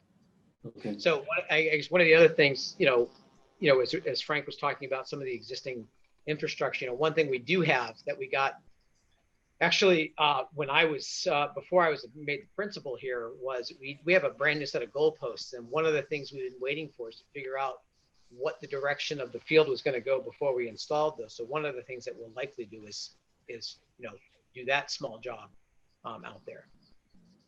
So. Okay, thanks. Sure. Thank you. Emily. So I had a note and I can't find it where it is in the budget, but maybe Frank will know what I'm talking about. There was something under the BUHS that was called construction services.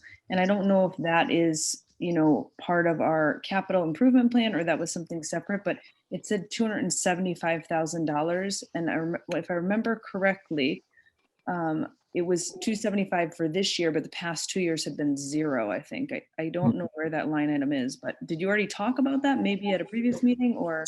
Well, we did cover it earlier today, and I know I zipped through a lot of data there.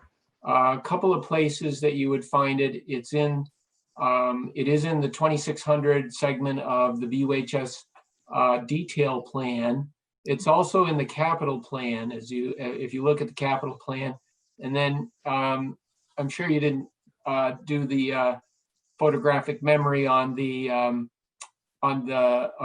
series of numbers that added up to 783,000 that is, I mentioned, is inside of this proposed budget. Part of that is that 275. Each site has a contribution. And yes, that is what it is. It's the funding through the general fund appropriated through a tax rate that will fund the current and future projects. Okay.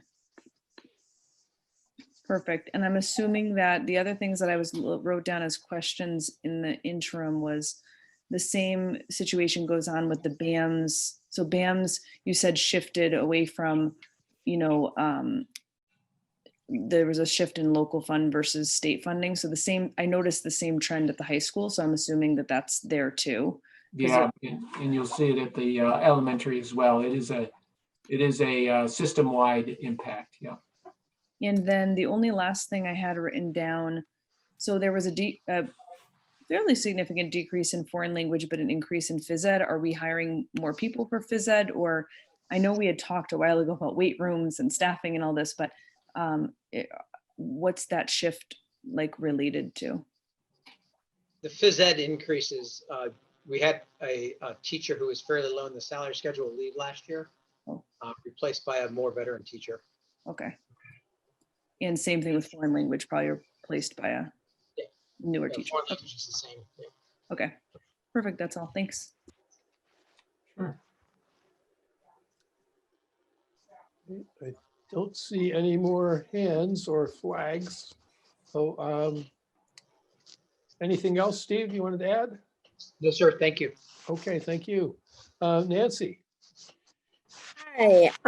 So one of the things I was tasked with when I was hired was the idea that we'd had an interim director for 1 year, and then I was an interim, and then when I became permanent, one of the things that the Regional Advisory Board suggested, and also the interview committee, as well as the staff at WRCC, was taking a really good look at all of the programs that WRCC offers, working with the AOE to make sure we were fully aligned with statute and regulation, but also making sure that our programs were really state of the art and meeting the needs of our community.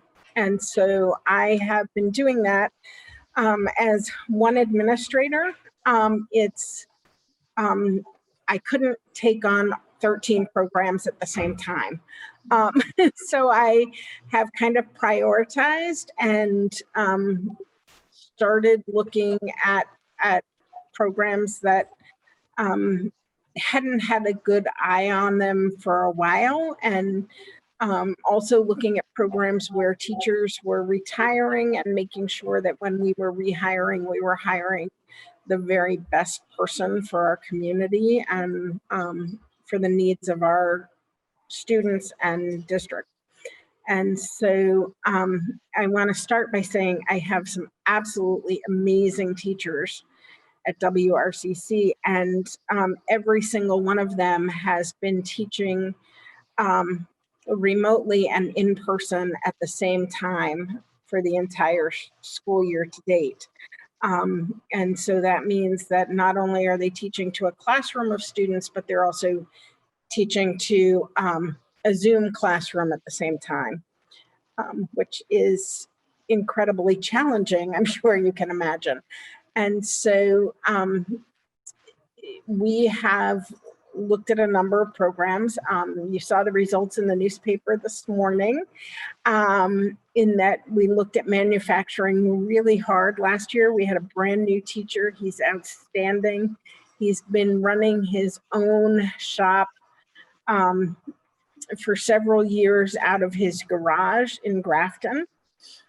He's also has just retired as the chief of the volunteer fire department. He retired from the chief's position, not the fire department itself. And he is just an amazing teacher. And he actually had no teaching experience when he walked through the door. So we have been extremely lucky in finding really highly qualified people. I have a couple of teachers who are retiring this year, and we are looking to replace them with people who are equally as amazing and qualified to teach. And so those are the majority of changes in my budget. But I am, we have, as Frank alluded to earlier, I hope hit rock bottom as to the number of students that we will lose, or the decline in student enrollment. We have put on we are in the process of putting on a huge marketing and rebranding process to attract more students. Funding works against us, the way the state funding works. When a student signs up for career and technical education, it automatically takes money from their home school or their sending school and moves it to career and technical education. And that, in a world where enrollment is declining overall, is something that many of our smaller schools are really struggling with. So we're working hard to address those concerns.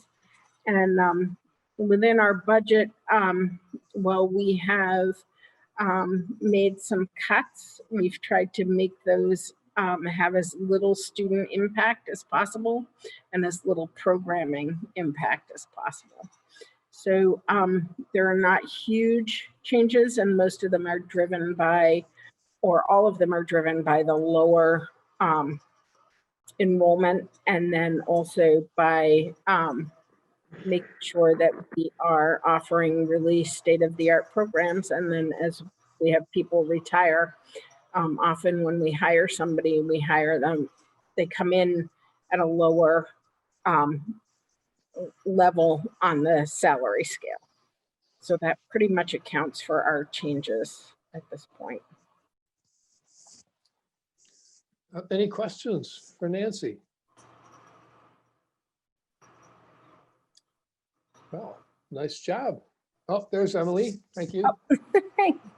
David, is this the time are we supposed to be asking detailed questions about the budget, or is that a different meeting? Yes. No, this is the time. Yeah. Okay, I thought so, because last time you had And we can next time too, if you want to take time and look through some of these, you'll look through the 147 pages and at the details and have specific questions, bring them. Now is the time. Okay, I did have a few for Nancy that I wrote down.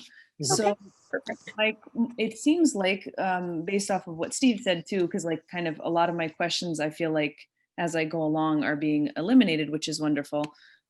So is it the same? You just said essentially that all shifts are either due to a little bit of decrease in need right now, or essentially hiring people lower on the salary scale.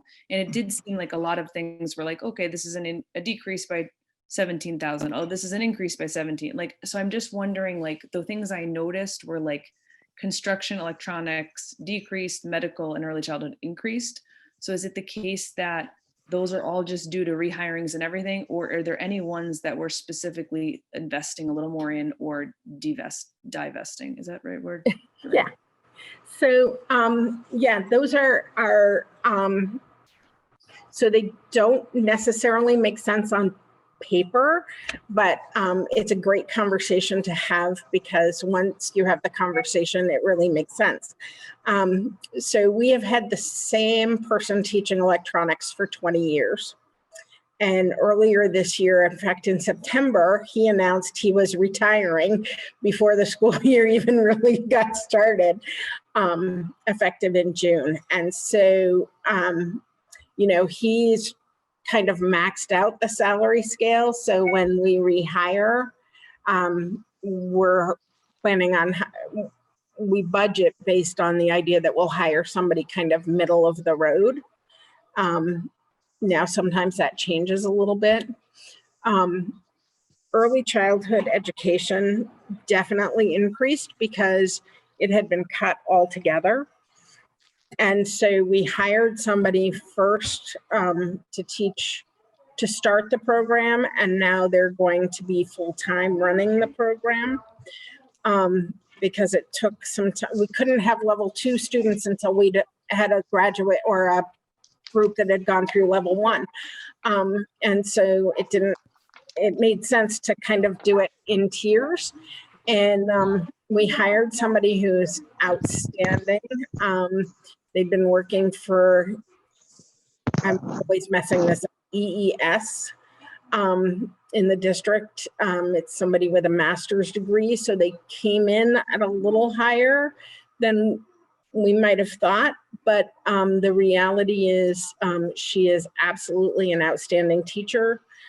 Students are doing a fabulous job within the program. In a year that's really hard to build programs, she's done a great job. And so, yes, we're increasing that because we're going from only having a level 1 class to having a level 1 and 2 class, but that's kind of offset by the changes in electricity.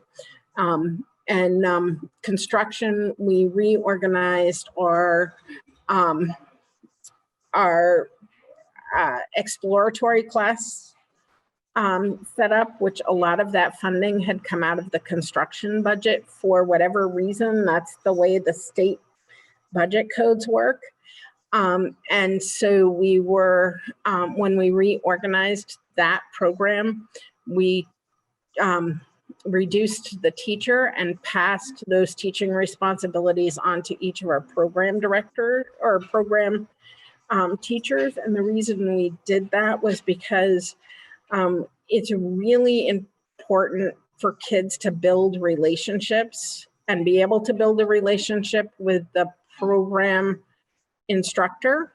And we felt like if they were not the exploratory instructor for their area, how would students know if that was the relationship that they wanted to build within a program? Because it's not only a match in terms of, are you really interested in what this person is teaching, but also, do you really like this person because you're going to spend a minimum of 120 minutes a day with them in a classroom for 175 days. So if you don't really have both of those pieces, it becomes a long school year.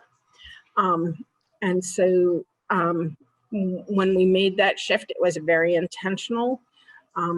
It resulted in some cost savings, but that wasn't what drove the decision making. Does that make sense? Yeah. Okay. I just wanted to make sure I explained it correctly. Thank you. No problem. Other questions for Nancy? Well, okay. Thank you, Frank, Andy, Keith, and Steve, and Nancy for that information. It was terrific. Again, board members, I encourage you to open. I don't know how you're going to do it because we don't have them in our laps right now, but have a look, scroll through those budgets and have a look and see what pops out at you, any changes or questions that you have, and send them ahead to me and I can get them to Frank so he can be well prepared, or just raise them at the meetings. But now is the time to take advantage of all the information we got about how the budget is set up. So that brings us to committee reports, and I believe and policy leadership councils. I believe BAMS and Green Street are the only leadership councils that met since our last meeting. Do either of them have anything you'd like to report?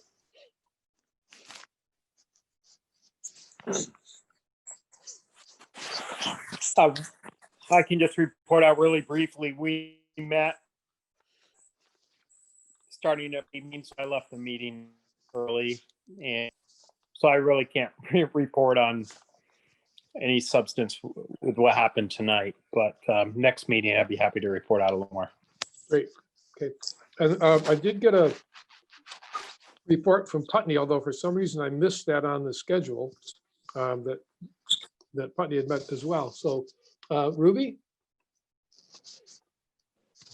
Hi, Ruby McAdoo, Putney Central. I think the reason we're not on your radar is because we meet right after you guys do. So we met on the 21st of December, and we are also meeting on Thursday. So our cycle is it's just on your coattails. Anyway, so we had a meeting. It was very small because it was the Tuesday before the last day of the semester. So we didn't reach quorum, but we had some good conversations. The only updates I would have are we're continuing to organize our work under two kind of subgroups of community engagement and values and projects and physical support of the school. And we postponed a lot of our discussion, but we did want to acknowledge that with the help of, and essentially we kind of we're helping to shine a light on the work of Ellen Tumavikas. She completed a community art project, which was to kind of showcase the work of each of the classes who were doing work on dragons and put that out there. And that was a combined effort to get the work of each of the different cohorts plus the remote kids in each class and put their work in one spot and share it out. So Ellen did that, which was great. And I think we are hopefully I'm going to be connecting with her about what kind of community art project we can do during this next semester that might be a more collaborative work. And so that, and then the only other project report that we had, we didn't have much to report, but there is a subcommittee that's going to be focusing on the question of outdoor structures and what kind of doing an initial analysis around what we think might be helpful or necessary looking towards the future. And so that's really exciting that they're at the point that I don't know that they're going to be able to meet because it's been such a hectic time, but they certainly have had some back and forth, and Tara is actually leading up, kind of thinking through presentations and ideas around it, which is really helpful. The only other thing we discussed, which I know is on the docket tonight, is the question that the board will be considering around whether or not to ask to have a question around dissolution of this board. And so we talked about that quite a bit and are kind of poised and eager to hear about it, because we think that the leadership councils could hopefully be helpful and instrumental in getting information out, and particularly because this is a complex issue, and what we're seeing in our community is people who just really are confused and don't even know what the question is. So I think that there's work to be done in terms of clear communication around what the question would be if it does end up being something that you put forward. So anyway, so we as the PCS Leadership Council are kind of here and ready to help in producing resources and being a resource ourselves if we're needed. Great. That's all. Thank you. Liz, more about Putney? No, EES Policy Council met on the 17th. Oh, thank you. Yeah, that's not. You probably Yes, didn't have thank it you. on your, so. No, and I need to change that, and the pre-K as well. It doesn't show up here. I need to add that. Thank you. Okay. So they met on the 17th and they barely had a quorum, so they put off electing officers until they had a larger group there. Their budget is in good shape. They still have 3 classrooms closed for lack of staff. Let's see. They hired 3 classroom aides and 1 substitute teacher. And they also, they had food distribution boxes on the 28th for their families so that they would hope to help tide people over on food. They touched on diversity, sharing resources with families, and the long-term goal of getting the kids out of Canal Street and into blended programs. So that's it. Great, thank you. Actually, at some point in the future, you might want to talk a little bit, not tonight, please, but about the Canal Street idea. Okay. It's interesting development. Yeah. Thank you, Liz. Sean, did you guys meet? Yeah, we did. We met on December 16th. And it was a well-attended meeting once again. And we went over some of the things that Ruby just talked about in terms of the desires that have been on this agenda for the WSESD and how that would impact Guilford. So we had some discussion about that. And then John did quite an extensive dive into the budget. And, you know, some of it somewhat painful, trying to get everything that we possibly need out of what's available. And I thought he did a very sensitive job in just highlighting budgetary constraints and how that would impact what Guilford can do. So that was really interesting. And then the leadership, Beth Bristol from the Leadership Council talked about some things, and I see that she has her hand up, so that's really nice. But she talked about how maybe the Finance Committee of the WSESD could somehow make it so that the schools could come to the Finance Committee with specific budgetary needs. So maybe that'll work. Maybe we can work something out with that at some point. And it was a really heartfelt meeting. There were quite a good number of teachers there and also community members and myself. So it was a good meeting. So thank you. And maybe Beth has something to add from what I've just said. Well, we'll find out. Beth? Sure. Thanks, Sean. I do have just a couple things to add. It was a lengthy meeting. One of the first things that we talked about was actually an agenda item that the school board had at their meeting early in December, which was around the role of the LAC and participation in, operational plans. And there were some concerns within our LAC about kind of the directive and prescriptive tone of that request in the discussion at the school board level. And we were really hoping that it wasn't going to contradict the more collaborative and personalized intent of the LACs. And we actually wrote a letter. Hopefully all of you school board members have received the letter that the Guilford LAC wrote in that regard. If you haven't, I know David has a copy. I think you sent it to everybody. I think I just sent it to you and Andy. Oh, okay, then I don't believe they have seen it. Okay, yeah, let me know if you need me to resend. Yeah, please do. Yeah, so what we really were hoping for was a reframing of that relationship between the school board and the leadership committee, and hoping that there could be a more formalized way or method of receiving LAC input. And Sean alluded to one of the suggestions around budgeting and being able to give a presentation to the finance committee, perhaps, to provide more detail and more background on our specific school requests. Second, we are, or in an effort, I guess, to comply with the school board's request, we did continue discussion, as Sean said, about operational challenges. about returning to a 4-day school day. And the staff's number one concern, as I think a lot of people have already shared, was lack of academic support staff, and also some additional physical challenges with increasing the class sizes. Finally, I guess our focus in January for Guilford is on community engagement. We are hosting a parent forum on January 20th.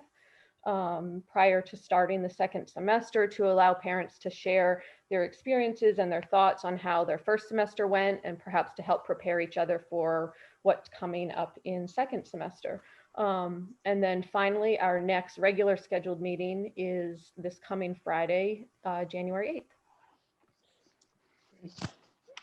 Thank you. And Beth, a couple of things that you mentioned in that letter about having the board be more clear about what the expectations were around the LCs, and also I can't remember what, well, that was one recommendation that we already are talking about, and the Communications Council is also, I hope, in the process of putting together what we discussed earlier, which is kind of a leadership council summit for councils to get together and talk about what they're doing and why they think they're being successful and what they're struggling with, and start sharing that information so that there is more uniformity and more consistency across the programs.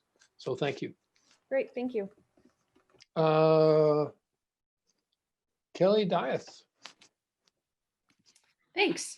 My comment is in line with what Beth was talking about as far as topics to come up at leadership councils. I have a meeting coming up, and I was just wanted to check back in after the last meeting to see if there was a process by which we would get the agenda items that the board would like us to include on our leadership council agendas, or are there any items coming out of tonight that, you know, like for example, my meeting's next week, so I'm hoping to share the agenda out, and I just want to know the process by which we will learn what the board would like us to discuss. Yeah, there hasn't been a process, and we haven't been, a few things came up along the way. One that comes to mind right away was to have the principals present their budgets to their budget requests. And another was to, I think the Communications Council had asked for some input on, I can't remember the specific thing right now. So it was very much ad hoc. And yeah, with the website, yeah. And then, yeah, exactly. Thank you. And there's be a document coming for people to fill out to help with that. And the other from last week was to talk about operational. How is it going? And I think the purpose of all of that, the bottom purpose of that whole conversation, and the bottom purpose of the leadership councils, even, I mean, what was proposed by the study committee is different than what came out of the merger and what came out of the district approval of the article and the policy.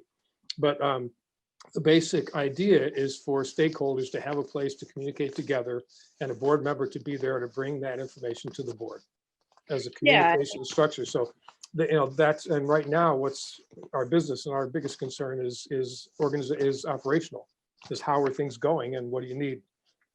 That's great. My last part of that, sorry, I forgot to mention it, was what Ruby mentioned, that they discussed the dissolution of our district, the question being on the ballot, and Guilford discussed it as well. Does the board have any resources for the principals to bring to leadership council to discuss that? Because I don't feel like I'm well enough informed to answer questions to my leadership council about it. I don't think there are any resources, frankly. This is a proposal that did not come from the board. Right. We're going to talk about it in a little while, but there are resources if the decision is made to explore dissolution. There are resources, legal resources that are created in the statute, and there's a path and a pattern and things that need to be included. But as far as how to compare what we had before and what we have now, I am just at a loss to be able to offer any advice in terms of, well, it's coming up, and I hope you stay and participate when we get to it. Okay. I don't want to get sidetracked from the committee and leadership council reports, but thank you. Ruby? I just had a quick question, Sean. Who is the chair of the Guilford Leadership Council? there was mention of a parent forum, and I'm kind of interested in what that's going to look like, and I'm wondering who I should reach out to. Yeah, that would be Beth Bristol. I think I sent you her email address and the fact that she was a chair on your request a couple of weeks ago. Okay, great. Thank you. Okay, thank you. Committee reports, policy and amendment met, and I don't know, we have to adopt some policies, but that's different than the meeting. So would you, Ann, would you tell us a little bit about what the committee talked about this week? Yesterday, in fact? Sure, Dave. We reviewed some policies that need updates. One is required, one is recommended, but one is D9, the alcohol and drug-free workplace. The other is F14, admission of non-resident students. And we had a couple of questions for our attorney, which Andy is going to run by him when he gets the chance. And we talked at length about the Climate Crisis Task Force recommendations. We had visits from Robert Clark and Steve Head, who explained some of the things that we are doing now. And we're continuing to work on it. We will continue to seek more advice and more information before we finish. But this is a challenging policy to write, particularly without legal assistance. So it is going to take a while. We did not go over the PPEC Title IX policy proposal because they wanted to work on it some more. Actually, they were worked on, but we hadn't presented them to the board and asked the board to refer them to the council. So it was, Okay. The horse was ahead of the cart. Got it. Thank you. Thank you.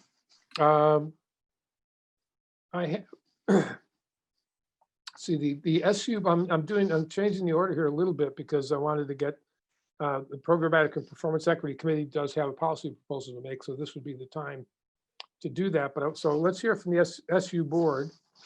If Carrie wants to talk about what we talked about. And then we'll talk about the PPEC proposals.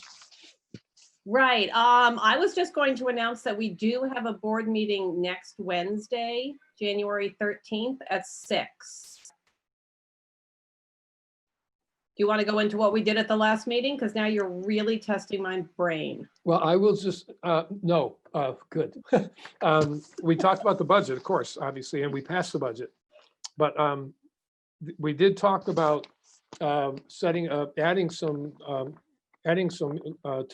money to one or another of the budget lines to upgrade the website. And well, I'm going to put words in your mouth for a second, Carrie. Carrie was a little bit hesitant about that, or reticent about that, hesitant and reticent, because of experience of seeing those things go way out of control and cost a lot of money. So we were cautious. We consulted with Frank and got some pretty good advice, but I think we may still want to, in the SD budget, have a look at the resources, because most of the work that needs to be done there is in the SD part of it. And it may be more appropriate to put that money in this budget. So we'll talk about that next time around. And I think that's it, Carrie. I think that is it. I do have the website discussion on our agenda for next week as well, just so we can start, keep it on the agenda and discuss it, because that would be a long-term project. Yeah, and Jamie, who was here a little while ago, said she would send me some samples. So we'll have that. Okay. Next then is the Programmatic and Performance Equity Committee, which hasn't met since our last meeting, but we tabled the proposals.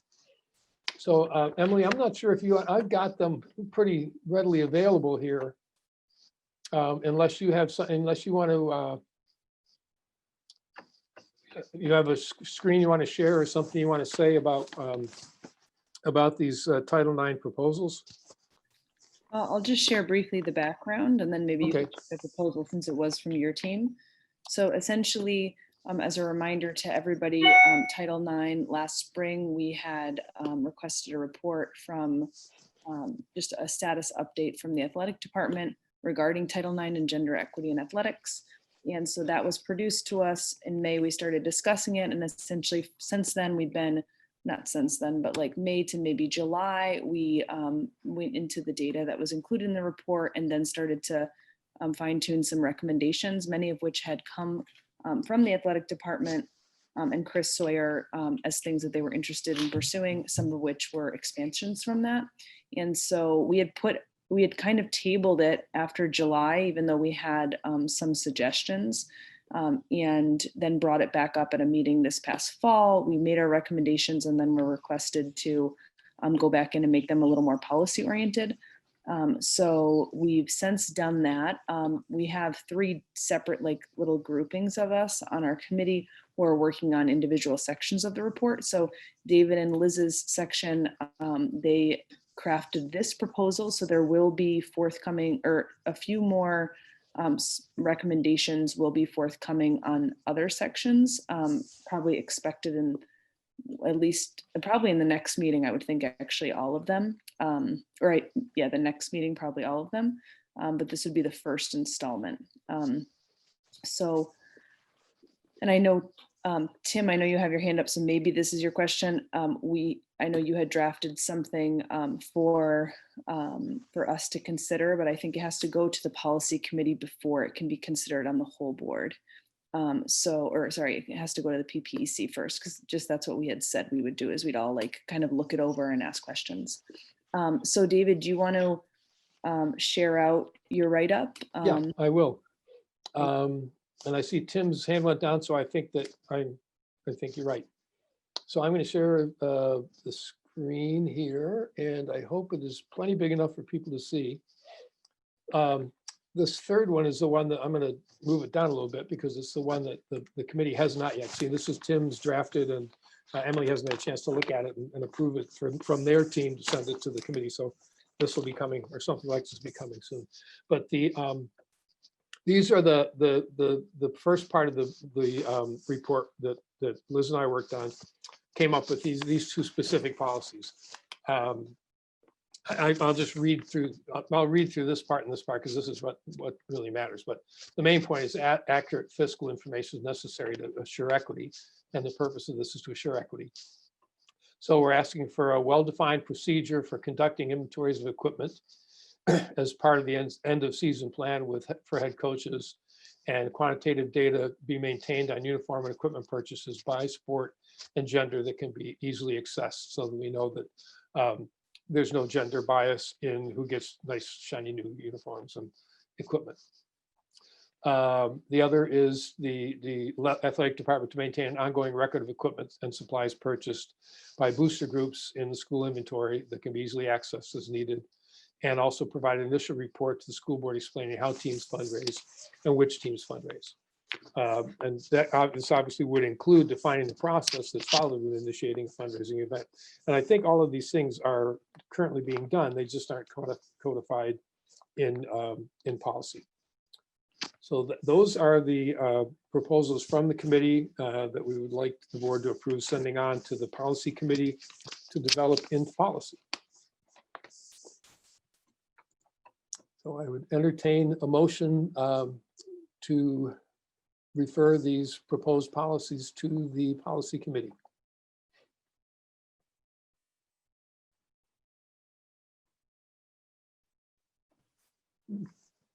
So moved. Thank you, Thomas. Second? Second. David? Okay. Great. Was that Liz? Yes. Liz? Thank you. Yes. Moved by Thomas and seconded by Liz to forward these policies to the policy committee, these policy proposals, policy committee. Any discussion from the board, administration, public? I'm not seeing any hands, so all those in favor of the motion, please unmute and indicate by saying aye. Aye. Aye. Any opposed? Hearing none, the ayes have it, and the policies are forwarded. Okay, stop share. Okay, I believe that's it for our committee reports. So we are on to unfinished business. The first one- Actually, David, the Social Justice Committee will be meeting on Tuesday. Okay, great. Thanks. Great. Yep. Tuesday, the 12th, right? Yep, 4:30. Yeah, great. Yeah. And David, I'm wondering if Thomas wanted to report out on the workshop that we had on December 29th on the energy, the energy workshop and progress. If you didn't want to report out, I did want to make sure that I queued up the topic for next board meeting. It's the Academy project. And just be sure that the board's aware that there's 3 decisions that have to be made relatively soon. One is to when to pre-qualify the contractors. A second decision is the method of financing, bond versus internal. And then the third, to get to the 1 and 2, we have to have design work. So just affirming the board's commitment to funding the design work so that we get to those milestones. So that's additional funding beyond the, 28,000, I guess, or whatever it was that we are currently, I don't remember how much it was. I should have. Yeah. So that's additional funding for design work. Yeah, and Stevens Associates is prepared to have that proposal for us for the next board meeting. Okay. Yeah, if you let Barb know about that, and I will let people know that I believe if you check your email, you received today from Nadav the video of the meeting that you referred to, that you mentioned to Thomas. I think Jackie attended, as well as some of the people working on the project. So that I'll make sure that gets out. If it didn't go out to everybody, I'll make sure it does go out tonight. And folks can have a look at it and be as well prepared as anybody to talk about the project when it comes along. Great, thank you. Sean, is it pressing? I'd like to get on to our policy adoptions if I could. Well, I'll make it really quick. We're going to have a finance meeting on January 12th at 5:30. And I did go through the warrants and payrolls, and I missed my opportunity to say anything about that, but it was pretty interesting to see the amount of resources that are put into ventilation in all the buildings. That was amazing. Yeah, it's really incredible. I didn't add them all up, but it looked to me at glance that it's approaching $500,000 on things for really, really good air. So we almost have to, thank the pandemic for alerting us to the fact that, the more air we circulate, the better the environment is. And Frank has been instrumental in that whole process. So, yeah, and if you see your federal legislators or your local legislators, they both played a role in getting the money to cover for that. And the state moved. The state had set a bunch of money aside before the pandemic even came, and those projects were already underway. So that's great. Thank you. Yeah, it was really interesting to go through the warrants and see these big numbers come up, and then see that it was specifically for good air in schools. So thank you. Okay, so we are on to policy adoption. And we have one for adoption tonight that we tabled last time because Kelly had a really good question, which we explored. I'm going to ask Anne and Andy to, since you probably are most articulate about this, to sort of outline the issue with the electronic communications between employees and students, and then we'll have a vote on whether we want to approve it if we feel like the issue's been resolved. And Kelly, feel free to weigh in because it was your concern.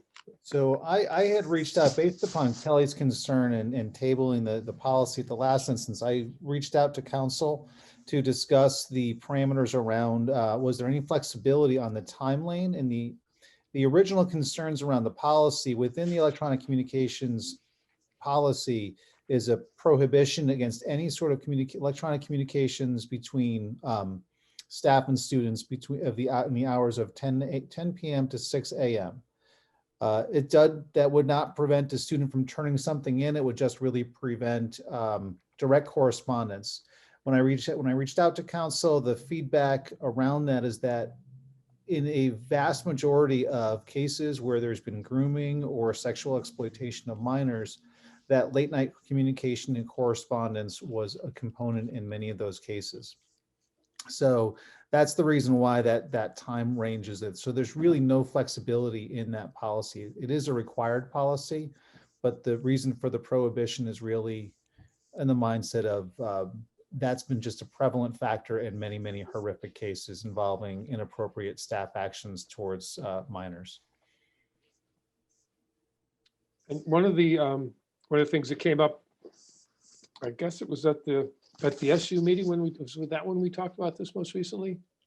Yeah, is that one of the threats, the concerns that Kelly had is that if teachers don't know that this is a 10 o'clock to 6 a.m., 10 p.m. to 6 p.m., 6 a.m., the policy excludes teachers communicating with students after 10 p.m. and before 6 p.m. And if some teachers at home getting ready to go to bed and realizes some student didn't receive something, or a student sends an email after that time and asks for some support or help or a homework assignment or something, the teacher is very much putting themselves in jeopardy by supporting the student, given that. And since people don't tend to read our policies and go to the website and look them up and understand all the details, I want to suggest that we add, or I'm not sure what the process is, but that if and when we approve this, that we also direct the administration to immediately send a letter to all staff telling them this policy was recently adopted and informing them of this new regulation, because a well-meaning teacher could very easily get in deep trouble by trying to help some kid out that, in the middle of the night, kid sends an email and all of a sudden, they're out and they're going to the principal's office. So I hope that first we'll vote on the amendment and then vote on or just, I don't know if you would have to have a motion or not. It's just ask Andy to assure us that will be communicated immediately. That will be communicated immediately. That's pretty good. Pretty straightforward. Great. Kelly. Yeah, I just want to say that I appreciate the intent behind it, and I completely support it. But and my concern was just what you were saying, which is that a teacher is trying to be supportive of a student, and there are some people that work better later at night, some people work better in the morning, and and that a teacher would be doing something, and therefore the situation snowballs into a problem. And so that was really my concern. So as long as there are sort of ways to try and prevent that, then I would be comfortable with it. So are there any questions from the board about this policy? Any further concerns before we move to adopt it? Hearing none, could I have a motion, please, to adopt policy D16, electronic communications between employees and students, as presented? So moved. This is Ann. Thank you, Ann. And a second? Second, Emily. Thank you, Emily. Any further comments? Any further thoughts? Hearing none, all those in favor of adopting policy D16, please indicate by unmuting and saying aye. Aye. Aye. Any opposed? Thank you. We also have for review policy D12, prevention of harassment of employees. This is the second reading. And F29, limited English proficiency students, second reading. And we have a new policy, F39, students experiencing temporary housing insecurity. And this is the second reading of that policy as well. So we will, if people have any questions about those, now would be a good time. We will also have them on our next agenda where we will vote to approve them if the board agrees. Okay, so now we're on to unfinished business B, consideration of an annual meeting article to schedule a district-wide vote to dissolve the WSESU and return to local board governance. And I think I would like to, because this is something that could go on for days. What I'd like to do is put a time frame on this part of the conversation. We don't have to decide tonight if we don't want to. But I would like to set aside, it's 8:30 already. I'd like to set aside, say 20 minutes and ask for the, well, there are two things we can do. We can just open it up and have people say whatever they want, or we can ask people to, we can kind of make it possible for more people to speak by putting a 2-minute time limit on it and asking people to focus exclusively on the question. And I'll say again what it is. A district-wide vote to dissolve the SD, and return to local board governance structure. Whether we would sponsor an article on the warning for the annual meeting along with our budget and along with the election of the 4 directors that are up for election this year. Would we want to have an article having the towns vote on dissolving the district? And I want to give you a little bit of background before we start. And I see Thomas and Andy have their hands up already, so I will be brief. First, this is a public request. It did not come from the board. It's coming now because other districts are voting. In fact, I think Westminster voted today, and a couple others have. And also because it became evident when Halifax voted to leave their merged district, that the State Board of Ed, which is the body that required the mergers of districts that didn't want to, that forced the mergers, cannot deny the voters a second time if the voters of the town decide to leave.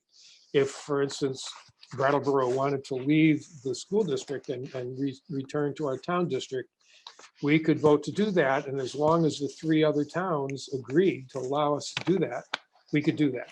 Or all the towns could vote to do it, or 2 of them could, or none of them could. And right now, the State Board of Ed cannot do it, cannot deny that. If the town's votes actually matter in this case.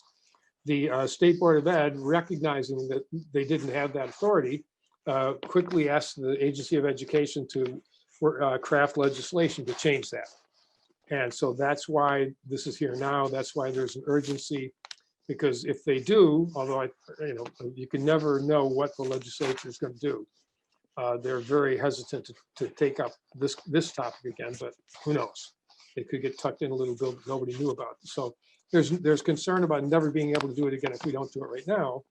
There's also concern about how would this work? There also exists the petition process where I believe it's 5% of the voters in any town can file a petition with the town to put this item on their ballot and have their voters vote. So this isn't the only way. This is just a relatively easy way compared to getting a bunch of signatures.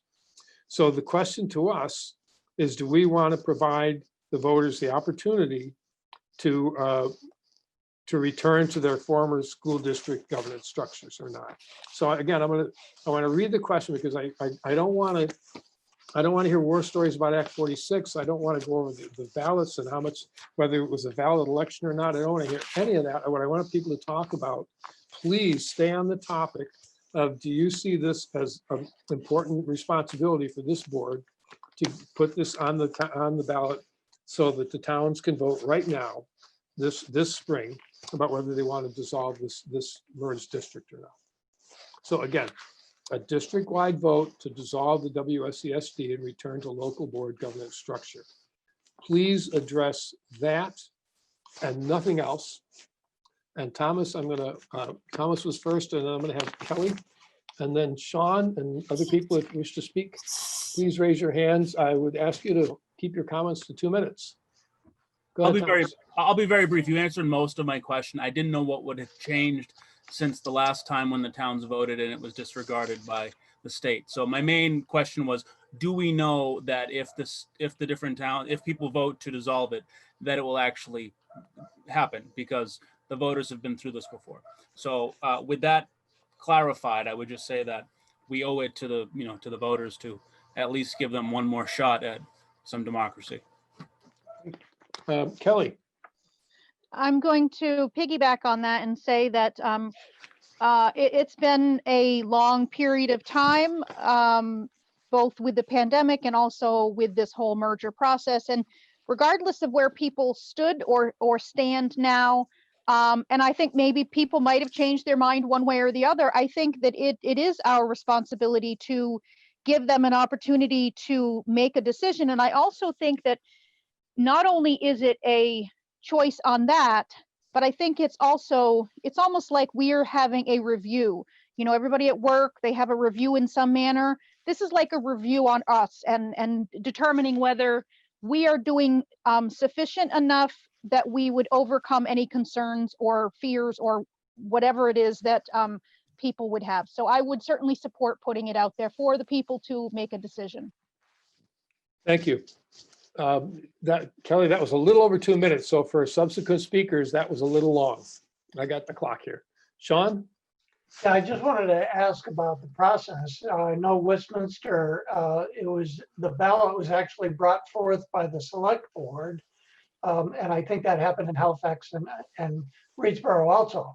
And so in other words, it has nothing really to do with the school board. It has to do with the municipality.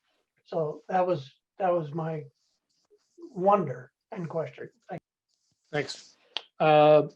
Liz? I'm going to piggyback on Kelly and Thomas. I think we owe it to the voters, and I think it should come from the school board and not leave it up to the individual towns. It seems the easiest and most straightforward way to do it. Thanks. Thank you. Michelle? I'm thinking back to what Kelly Diaz and Ruby brought up, because it was the same thought process that I had, which was I want more information. I want to see some comparison. I want to understand the question more at hand. I wasn't here to vote 2 years ago. I'm here in part because of my fears. Those are old.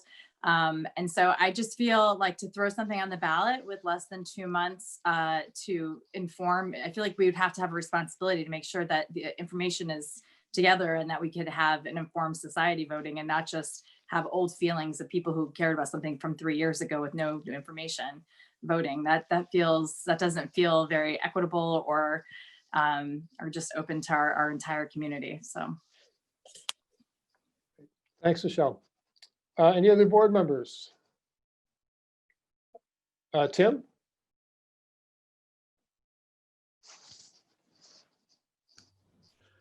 I think this is the worst year to evaluate the merger. At the same time, I'll echo what others say.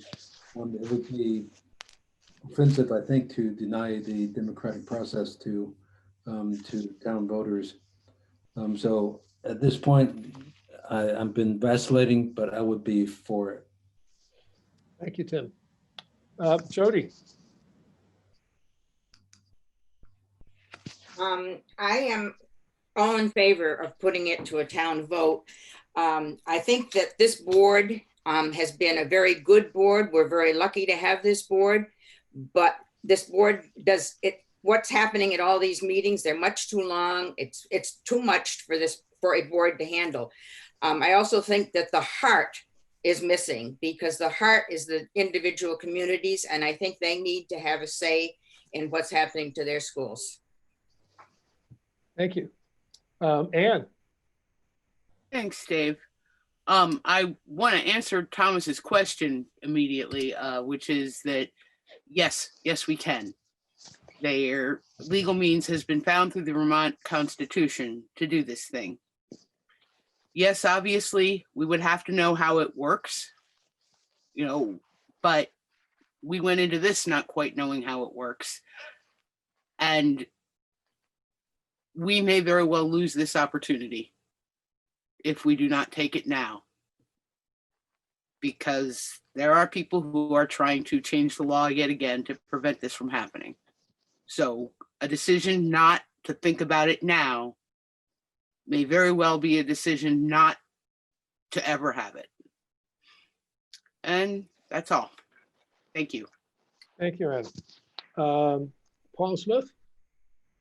Yes, just I'm recalling the process that, excuse me, Vernon, excuse me, Vernon went through. And my understanding is that it would have to come from statute, that it would have to come from the towns. I'm not clear, and I don't know whether legal advice has been got on this, that it's the SD board has that there's anything in statute that supports that sort of question. I thought it had to come from the municipalities. That's part of what we'll have to ascertain. Thank you. Christina. Hi, all. Nice to see all the familiar faces tonight. And I want to respond to Kelly's comment that this would be a review of the current board, because I wouldn't view this vote as being a review of the current board, because I think you have done tremendous work. And I am one of the few people that understands how much more work serving on this unified board is than serving on the small town boards that we all served on in the past. And that is part of what informs my interest in putting this to the voters, because I found the difference between serving on a local town board and the merged board, albeit it was the first year it existed, but I found it to be about 10 times more work and about 20% as fun. And so for those of you that don't have that ability to compare, when we're looking for people who are talented and we want them to volunteer, I think it's important that we find ways that it's not a full-time job and that there is as much pleasure in feeling you're part of community in serving. And so that is my concern, is how we will find future board members. So I'm speaking in support of the motion. Thank you, Christina. Andy. David, do you want me, just in response with Paul's statement, my understanding is similar, that, I've only looked at statute briefly, that the mechanism to do so would originate with the municipality. And each municipality would have to vote in the affirmative and then go to the corresponding other towns to vote for that town to leave and dissolve the union. Do you want me to reach out to council for additional feedback on this before we go down this road and give some feedback to the board? I would like you to wait until we decide whether we're going to go forward with it, and then the whole thing falls in your lap. So yeah. Yep. And there's plenty of, there are plenty of resources to answer any questions we come up with. This is going on all over the state. Any other comments or thoughts on this? Thank you all for staying in the realm of 2 minutes. Okay, can I have a motion then? Even if we have to change it later on and make it a motion. I don't mean to interrupt. I see Jamie Conchois raising her hand, and I know that Zoom updated its platform, so finding the hand raising feature is a little, if you updated it, it's a little difficult. So I'm not sure. I didn't update it, and I don't see her hand. Let me see if I see her. Yes, there's Jamie. Sorry to interrupt, David. No, thank you. Jamie, I'm going to unmute you, I hope. Can you hear me? Yes. Did you have your hand up first? I was trying to do what Andy mentioned and couldn't find my hand. No, I don't know where it is. So Jamie, it's in the if you updated it, it's in the reactions button now, and it's no longer in the participant panel. Thank you. That's good to know. So I served for 3 months, I think, on the outgoing board of Putney Central School. And I got really excited to serve because I have 2 little children and we wanted to participate in our local school. And we're really excited about supporting public education. We moved to Putney because we love Putney Central. And so as a young mom, when I realized we were going to go through the merging process, some folks asked if I was going to run. And when I looked at the difference between a $3.5 million budget and a $50 million budget, and the existing time commitment we put into the process of serving on the local board, and then looking at the transition process and the new merged board responsibilities, it didn't make sense to me at this point in my life to participate in oversight of 10 schools with a combined budget of over $50 million. And I may have a point in my life where that is going to be a fun responsibility and I appreciate each of you for doing it. But I have to say that I really miss our local school boards, and I look forward to the possibility as a voter to participate in that process. Thank you, Jamie. Any other comments? Kelly? I just wanted to clarify that I didn't think that this would be like a referendum on this particular board, how we're doing individually, but sort of how this format is really meeting the needs of the schools is really what I was meaning. I thought the voters deserve to sort of make a choice about that. Thank you. Any other comments from board members? Michelle? Yeah, I just I'm all for letting people vote and get there, say what they need to say, but I'm thinking about like people being able to weigh out their information and making sure that we're representing what people want. I have spoken to some teachers who have said they've come full circle and they've changed their mind because they feel supported in different ways. And so if we're literally going to vote on this right now, I feel like there's a responsibility to maybe be checking in with our personal leadership councils and finding out what information they need to know and making sure that we're supporting what our school site wants to have happen. I don't want to speak for my entire community on something that's could be really serious. And when I personally, as a voter, wouldn't have enough information to make an informed vote today. And now I'm have to vote on whether to put something on the ballot. It doesn't feel ethical to me, but I would like the opportunity to communicate with my home-based school, with my leadership council, give it to them, represent their voice, which is what I'm really supposed to be doing. And I think if there's any way that we could, I heard you say to Kelly Diaz that you're unaware of any way that we can compare, but it would be really helpful to have information on what this really would look like for people who maybe weren't as involved 3 years back. Thanks.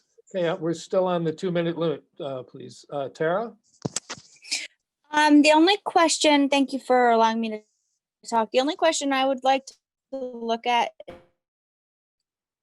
go forward with addressing or questioning this, is funding, what that looks like monetarily. Obviously, we were told to merge because it would save us money. Has it done so? Are we trying to fit into a mold? What does that look like in the future? If we have multiple boards, we're then paying people again. So I'm not against having it on the ballot because I think that's the responsible thing to do at this time. But I think, again, information is key. And part of that is funding, and the budget information needs to be available. Thank you. Thanks, Tara. Thomas? I just wanted to stress, based on what Michelle just mentioned, it's worth remembering that we're voting not on the merits of the question, but to ask the question to the voters. It's not saying we should dissolve. It's saying we'll leave it to the voters. So I think that's an important distinction. Tosha, would you please share your pronunciation of your name, please? It's Tasha. Thank you. Yes, thanks for taking me. I, as a parent, I just want to zoom out because the majority of people here on this Zoom are informed and engaged in regard to the happenings within the SU.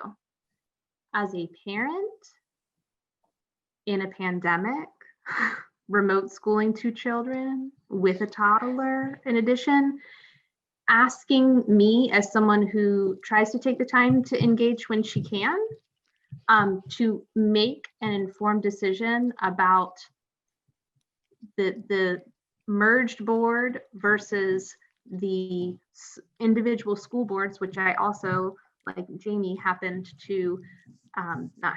which I also, like Jamie, was on for several months prior to this merge transition, the transition of the merger. It feels, if I don't think that I could make a decision, even if y'all scrambled to like get information together, which seems unlikely to be able to do with everything else that y'all have on your plates to do. So it just feels very overwhelming because life right now is very overwhelming. And I don't think it's reasonable or ethical to put that responsibility on our shoulders at this time, because it's really impossible with this very unique experience that we're all going through with the pandemic. Thanks. Thank you.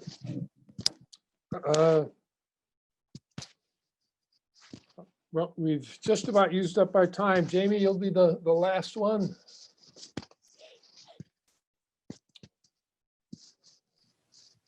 Sorry, I tried to put it in the chat so I didn't talk twice. We don't have chats. Yeah. They're not part of open meeting law. Got it. As a part of the Communications Council, early on in the merger process, we worked very hard to collect data and to present it in multiple venues to the public. And I sit on the Communications Council now. I haven't been as active as I had been prior to having the 2 kids at home, like Tasha mentioned. But I do see that we have tools available to us to do this in a really thoughtful way with the level of information that will be required for the public to make a decision, and then to communicate it outward through different methods that can reach folks. Okay, Emily, one more. I hope. Just a logistical question, David. So this would be up for vote in March. So what's the timeline like for us to make this decision if it goes on the ballot? Like, I know that there's all statutes about like, okay, 6 weeks for this and 2 weeks to warn it. And so where are we as far as that timeline goes? I think we have, I don't have the calendar right in front of me, but I bet Frank's got it committed to memory. We're going to vote, I think, on try to vote on January 21st on this budget and anything else we want to have on the ballot, and then get that to the printers, because there's a timeline, a limited amount of time between then and when we have to have everything printed up and out to people. So it's not a lot of time. It's a very short timeline, and we're probably going to have to clarify the whether we put it on the district ballot as a, do you want us to explore this with the towns? Because if, you know, it's a good point that it's a municipal town decision. The statute refers to towns, as Paul said. And so the question is, do we want to do that? Or in the meantime, we're going to have to also, between now and our next meeting in 2 weeks, contact the town clerks and find out what the process is for getting the towns to, like select boards would have to agree to put it on their ballots. And, you know, if we requested that they do it, that would be, well, it's possible it could happen right away. If it had to be done by petition, then it probably would. Some towns might do it and some towns might not. It's all up in the air. We really don't know anything. I think it's really important to emphasize that. So we're voting, so like today, the hope would be what? To vote that either yes or no to recommend that the towns put it on their ballot? Well, I'm going to ask that we recommend that we adopt what's on the agenda, even if it turns out to be something that we can't do, so that we have the decision made, and then we'll find out what we need to do and bring a different, well, I'm very open to advice here, because, you know, this is my tendency to let's pass what we said, because it says what we want to say, and then find out if we can do that, or if we need to go to the towns and request that the towns put it on their ballots. David, Yes, Liz. I think we should vote on 2 things. One, putting it on our ballot, and if that's not the way to go, 2, to send it to the towns as soon as you have legal advice to that question, so that towns can get it on their ballot, because they're going to have. That's a really good idea. So if we vote on 2 things, then we're covered. So as That's soon as, that's a good idea. Thank you. you're welcome. Sean? Yeah, just informational. Like, I got an email from my town clerk, and if you want to have it be on the ballot, you have to have all the information into the town clerk by the 25th of January. Thank you. Great. Okay, so I'm thinking that we should go with Liz's suggestion and vote first on whether we want to add an article to schedule a, let me think how to say this. I want to get this right so Wendy doesn't have to write it down 8 different times. A motion to add an article to hold a district to vote to dissolve the WSESD and return to local board governance structure. So the motion would be to include an article in the warning, the annual meeting warning, asking for a vote, a district-wide vote to dissolve the SD and return to a local board governance structure. So it's very close to what is in the minutes or in the on the agenda. So I'll ask for a motion on that. We'll vote on that, and if it passes, then we'll take up the. I'll ask Liz to make a second motion to check with the town clerks and see what we need to do there. So So moved. that can if we need to do that, we can do that in between meetings. So moved, David. Kelly. Thank you, Kelly. Second, and Hold on just a sec. I want to be really careful and give Wendy time to get this down because this is not, we're going to be voting by person. So, Mr. Chair, yes, thank you. may I Wendy. read the motion back to you that I have to make sure it matches what you want it to be? Yeah, I think I need to have a second first. I wanted to get the moved and seconded and then, Oh. that would be great. Thank Yeah, you. and seconded it according to my notes. Is that correct? Okay. I see. Okay, because Michelle's hand came up, so I thought it might be her. So we have it moved and seconded. Okay, Yeah. may I read it back to you, please? Yes, please. Okay. Motion to add an article to vote to dissolve the WSESD, I guess, board. Sorry, I'm sort of correcting my own Yep. notes. And to return to local governance structure. Local board governance structure, yeah. Local board governance structure. Can I read it to you one more time since we just had edits? I just want to make sure I get it right. Thank you. Yeah, we do too. Okay. So motion to add an article to vote to dissolve the WSESD board and to return to local board governance structure. That's fine. Yeah. It could, I'm sure it could be more skillfully done, but it gets to the meaning. I'm throwing a dot in there somewhere.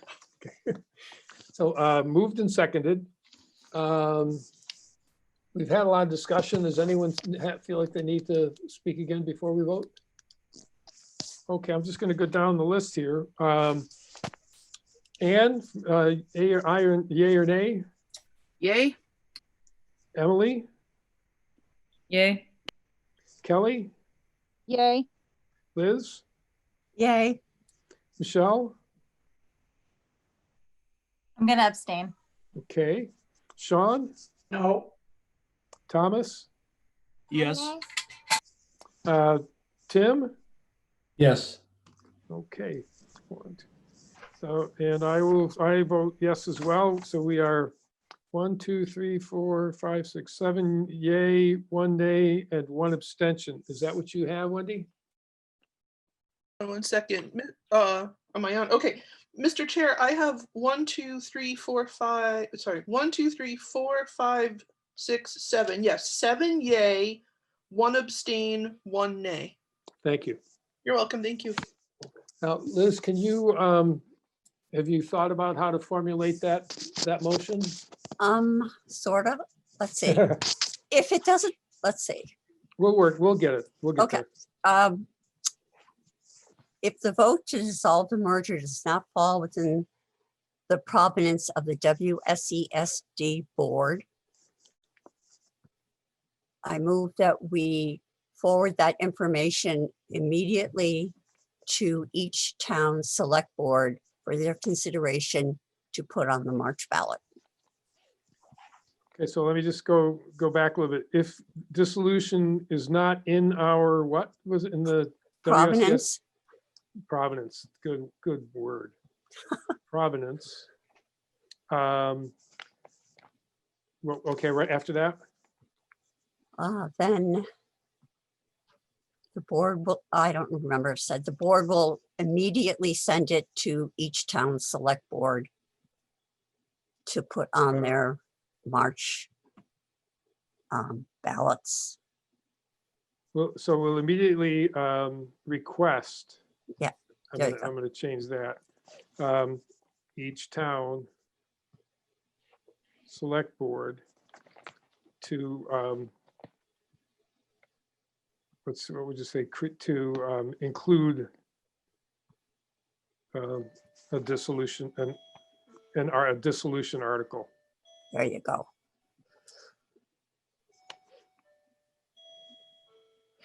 Okay, so let me see.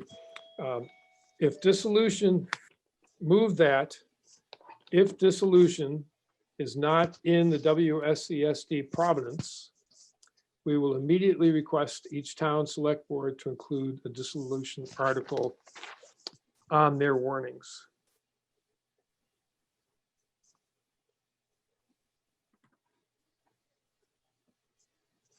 Okay, so, and you moved that, and can we have a second on that, please? I believe Liz Thank moved you, that. Thomas. Somebody already did? Liz moved it. Liz moved it and Thomas just seconded. Okay, discussion. Mr. Sean? Chair? Sean's got his hand up. Wendy, was that you? Yeah, excuse me. Yeah, thank you. Thank you, Mr. Chair. I just want to make sure that I get this motion correct. Okay, Because yep. it got changed a little bit. So thank you for your consideration. Okay, motion that if dissolution doesn't fall in the board's provenance, that the board will immediately request each town select board to include a dissolution article on their ballots. Their warnings. On their warnings, okay. Otherwise, sounds good? Otherwise? Sorry. Yes. Yeah, it sounds good, Wendy. Okay, great. Thank you. Okay. Sean? Yeah, I've been doing some research on this, and I am pretty sure that in order to have something like that be on the warning and have the selectmen sign it, you'd have to do a petition and get 5% of the town's checklist signed on a piece of paper. Yeah, if we ask the select board to do it and they agree to do it, they can put an article on, just like we can put an article on town on there, Sean. It's a power of the municipality to put articles on the warning. So they definitely can. Doesn't mean they have to, but they can certainly if they choose to. Okay, so we're done with that. Next is old business C, consider. Do we need to vote- do we need to vote on it? Oh, Yes. there's a good idea. Oh, my God. Thank you. Okay, so the, Wendy, would you once again, please read that lovely prose? Yes, I would be glad to, Mr. Chair. The motion is that if dissolution doesn't fall in the board's provenance, that the board will immediately request each town select board to include a dissolution article on their warnings. Thank you. It's been moved and seconded. I'm going to ask for, again, I'll go with a roll call vote. Anne? Aye. Emily? Aye. Kelly? Aye. Liz? Aye. Michelle? Aye. Sean? Abstain. Thomas? Yay. I'm sorry? Are we going with aye now or yay? Oh, sorry. Whatever it you is said- positive, I thought you yes. said, yep, aye, thank you. I thought you said A. Like A for abstain. Okay, thank you. Tim?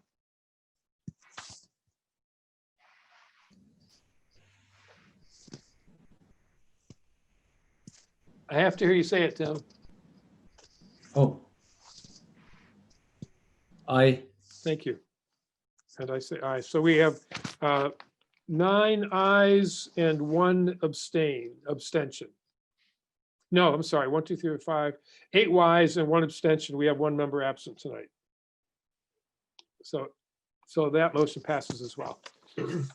So now we can go on to another one. This was also an annual meeting article request that came from outside of the board, and it's to consider an article to create an independent four-town budget review committee to provide independent review and report on the budget. And you all got a letter this week from David Levenbach, who has been a member of the Brattleboro town meeting, or the Brattleboro Representative Town Meeting Finance Committee, which was formed by the town meeting to do an independent review and provide an independent report on the budget. And what last year they did ours for free, just, you know, they're just with their own resources. But now they're suggesting that we have an independent budget review committee. I hope that everyone had a chance to read the letter, because David did a better job of explaining it than I can.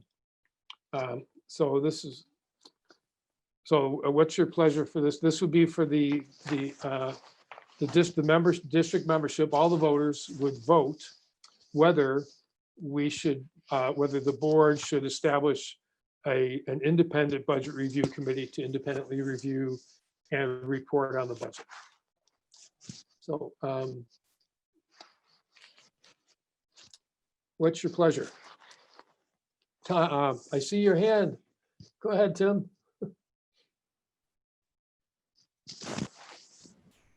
I thought it was a very good letter, and the more I think about it, I can't think of any argument against it.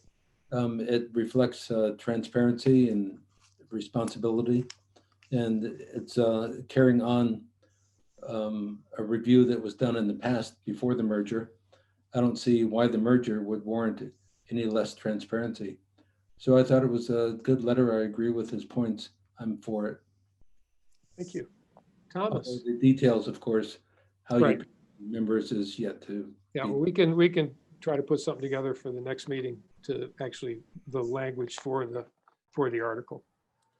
Thomas? I just have a quick comment. It seems that what this is trying to address is what's under our responsibility as a board to do, to discuss budgets, debate them in front of the public, and then eventually put it to public vote. So it seems redundant to me. It seems to be like that's what our job is, but I'm not necessarily against it for the same reasons that Tim said. Transparency, even doing things more than what is necessary. It seems a little redundant to me. Yeah, I certainly see that point. It is an independent review. We are definitely not objective people. We obviously have a deep commitment to education and children, and not that would steer us astray.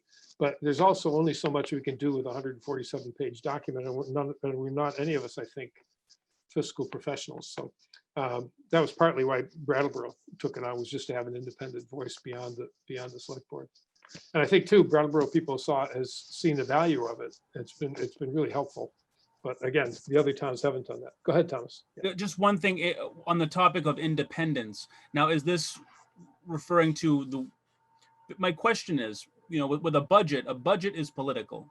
So where we put money, where we decide to cut, where we decide to fund, this is a political decision that's democratic. When an independent group, you know, reviews and discusses our budget, what do you mean by independent? They're people who are not on the school board. They don't work for the school district. They're citizens who are willing to volunteer with some level of skill, willing to volunteer and go through the numbers and report on their findings.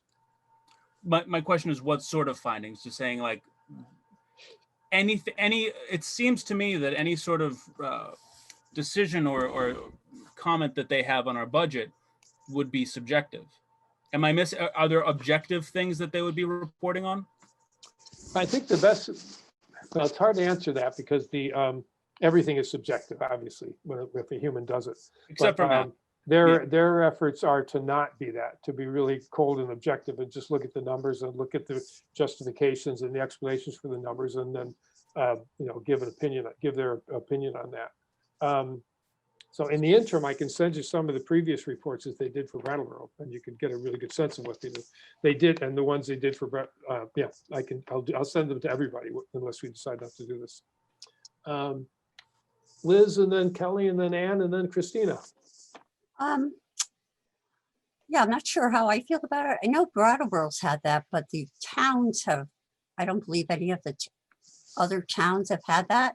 So we would be looking for somebody from each town to One person from each town to represent that town. Yeah. so that if, as Thomas pointed out, if you got one person on that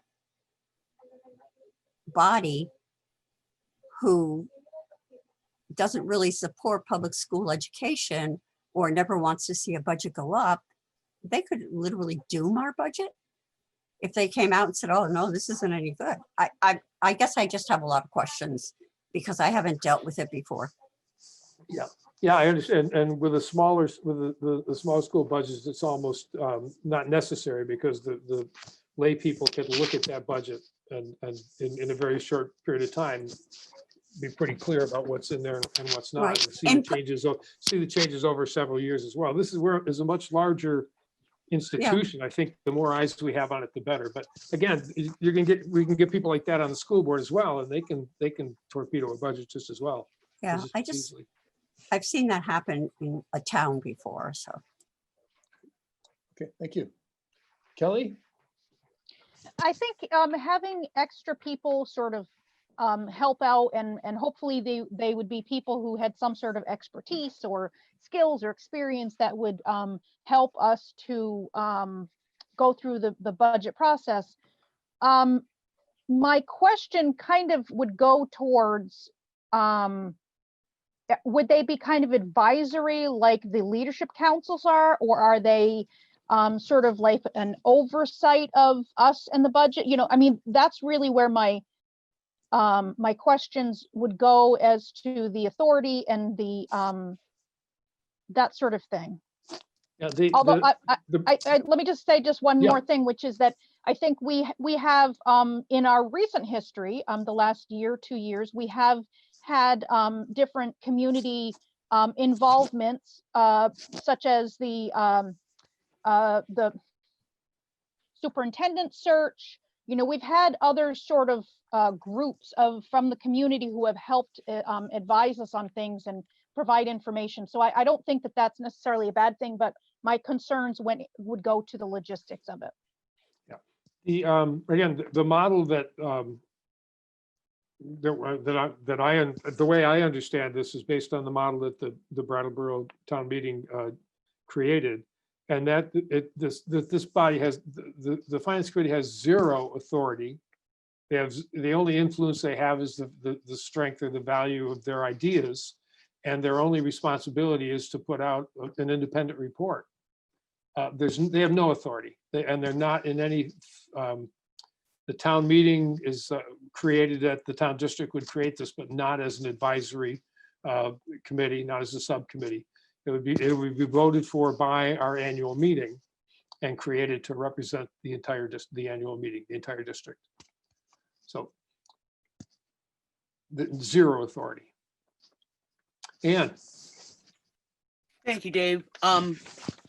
Whether most of us know this or not, we have been subjecting the BUHS District Number 6 to the Brattleboro Finance Committee before merger for many, many, many years. Right. So every town has actually participated in this before.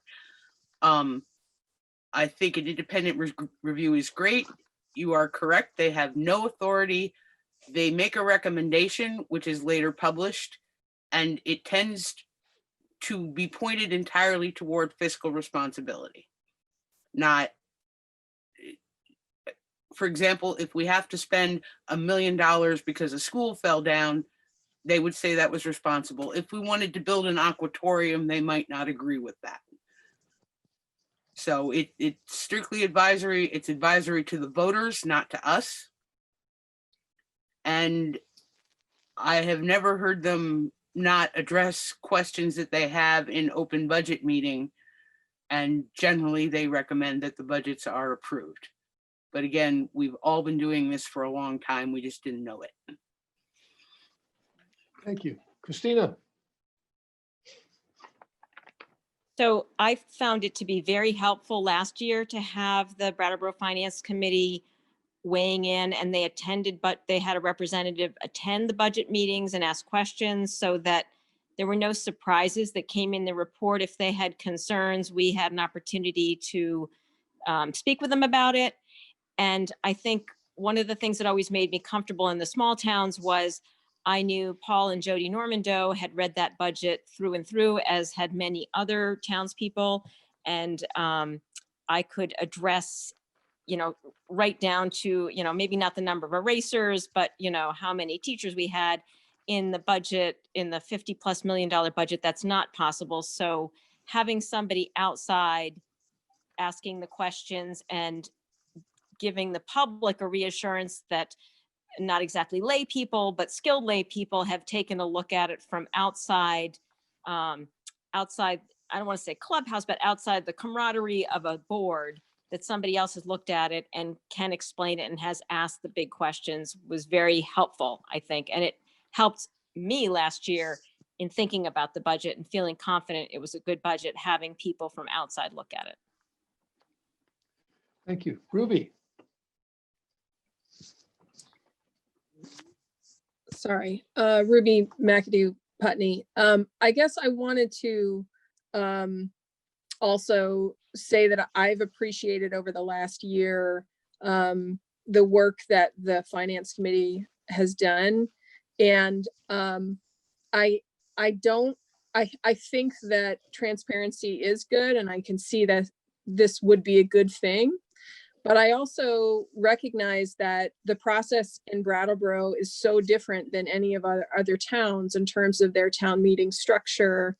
And I've always seen their finance committee or whatever is done around finance stuff around town meeting as being really specific to that Brattleboro process. And I just kind of want to remind the board that something that I raised, and I think a few other people raised after the last annual meeting and our town meetings, is that we had this gaping hole in our town meeting where we normally used to talk about school budget and school stuff.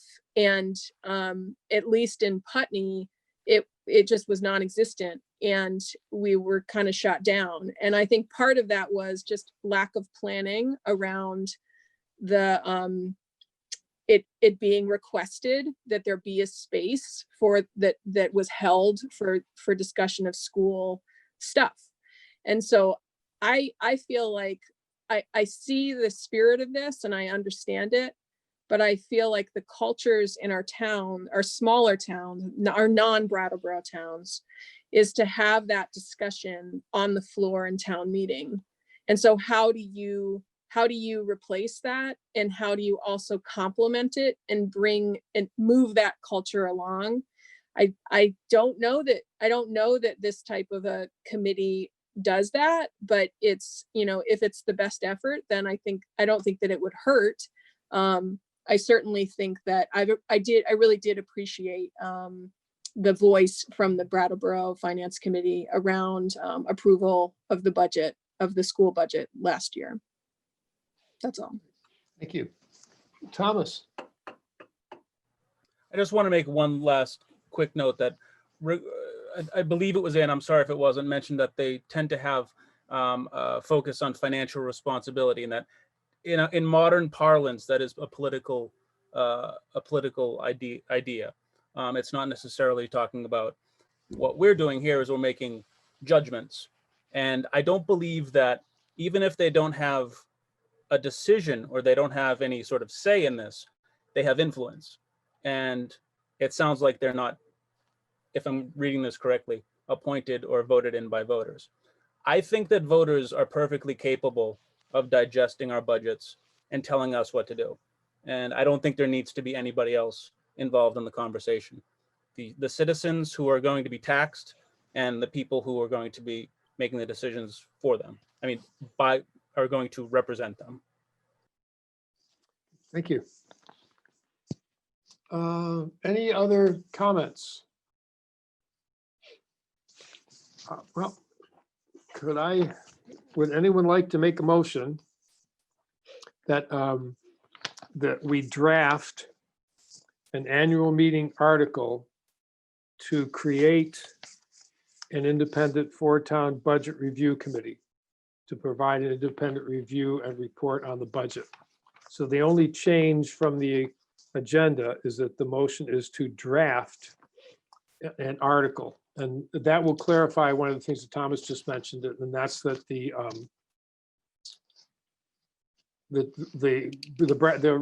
Brattleboro town meeting elects people at their annual meeting to serve on their town finance committee. So we would probably, for the first year, because we're not going to have an annual meeting, if we did pass this, we're not going to have them. Obviously, it's not going to happen this year, but for next year's budget, we would probably have to appoint people, one person from each town, to be on the first one. And then at the 2022 annual meeting, we would elect someone at the annual meeting from each town to serve on the committee, if we want to follow the model of the Brattleboro Finance Committee. So what I'm asking for is a motion to draft an annual meeting article to create an independent four-town budget review committee to provide independent review and report on the budget. And the article will include the details about how we'll think this through. I'll talk with David Levenbach or have him contact Andy or whatever needs to happen to properly manage this. And we'll have an article for the next meeting to approve, to put on the town meeting if we support this motion. So would anyone like to move that motion? Move the motion.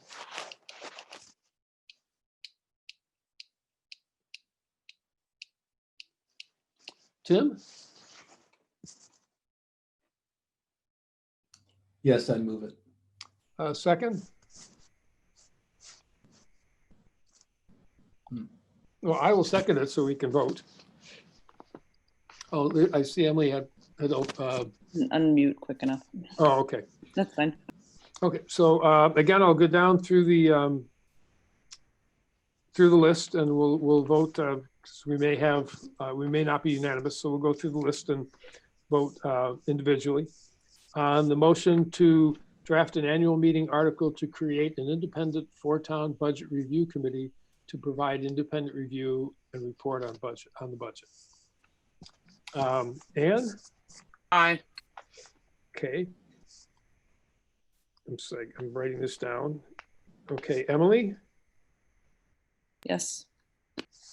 Kelly? Aye. Liz?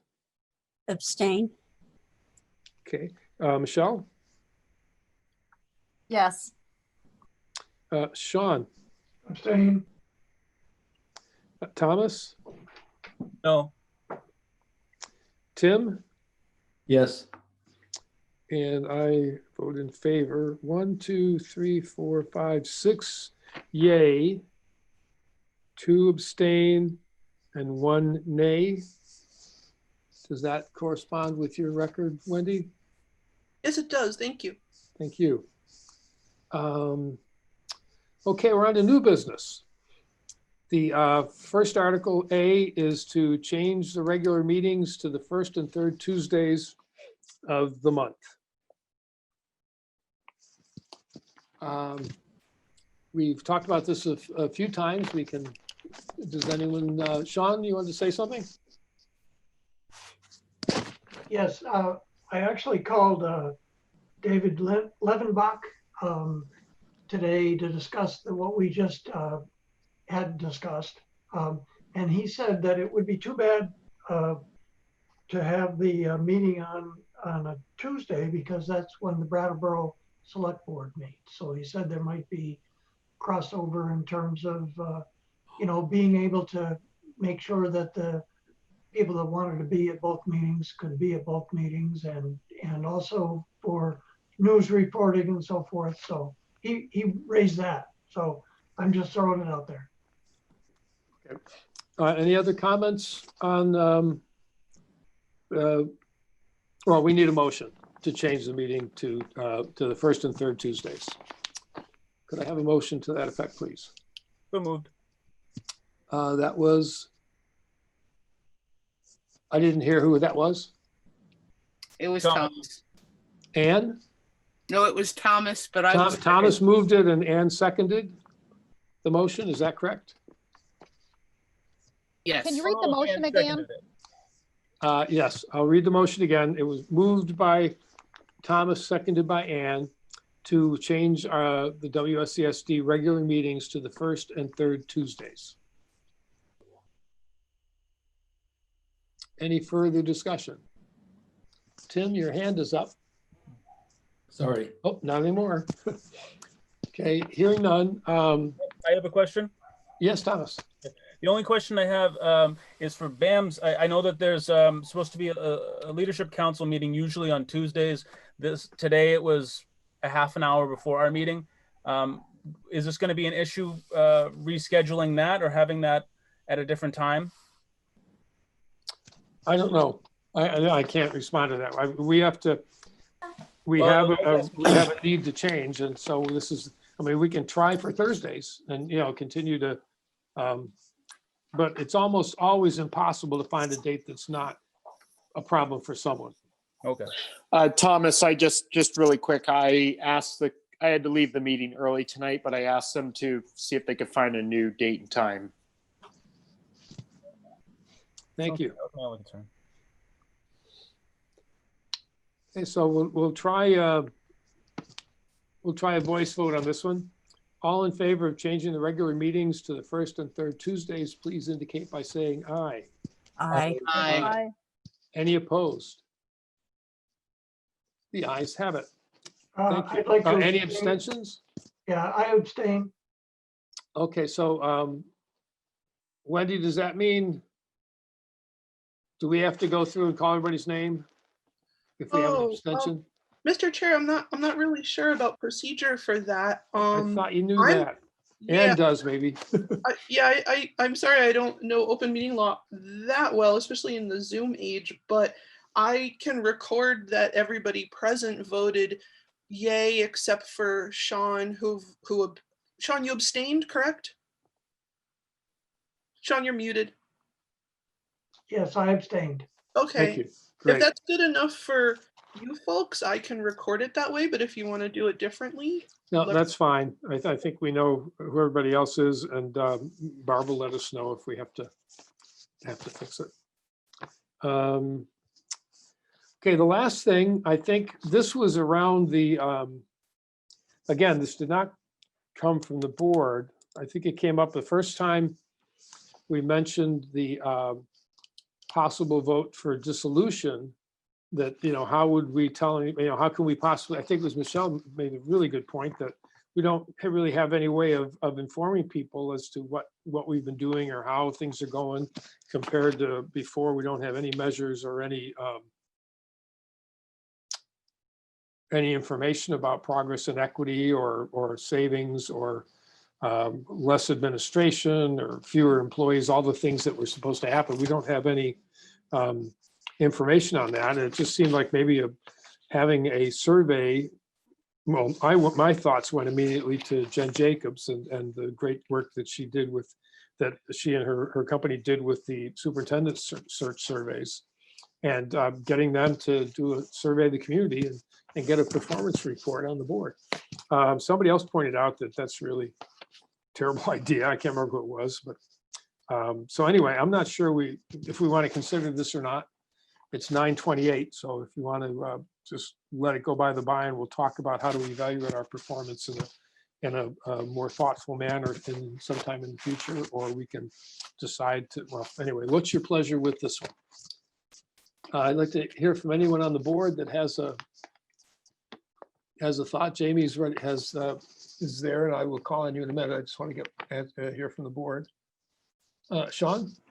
Yeah, well, I was thinking, it's very possible that WSESD will be no more. So it may be a waste to review at this point. Thank you. I think we also probably wouldn't be able to get it done in time to provide any information for the vote in March either. So Jamie. A number of us made decisions that informed our votes based on information that was discussed for several years. I can think of 2 or 3 things off the top of my head that were pretty big decision points, some of which was a $50 million savings that was discussed as a part of the merger process. I think one thing that would be really nice is, and I don't know if it's possible because of the COVID crisis and the moment we're in with the budget, but was to do a 30,000-foot analysis of some of the expectations of the merger process and looking at a way to suss out, I don't know how you can do that in this COVID moment, but what is a COVID expenditure and what isn't? Because I think we had a couple of decision points that we could reflect back on. And I can't imagine wouldn't, with a little analysis, give us some information that would be really important. Thank you. Ann? Just before this gets out here, I don't believe anyone was ever promised $50 million in savings, and that would sound really strange to our voters if they thought they could save $50 million by staying merged, because that's most of our budget. Sorry.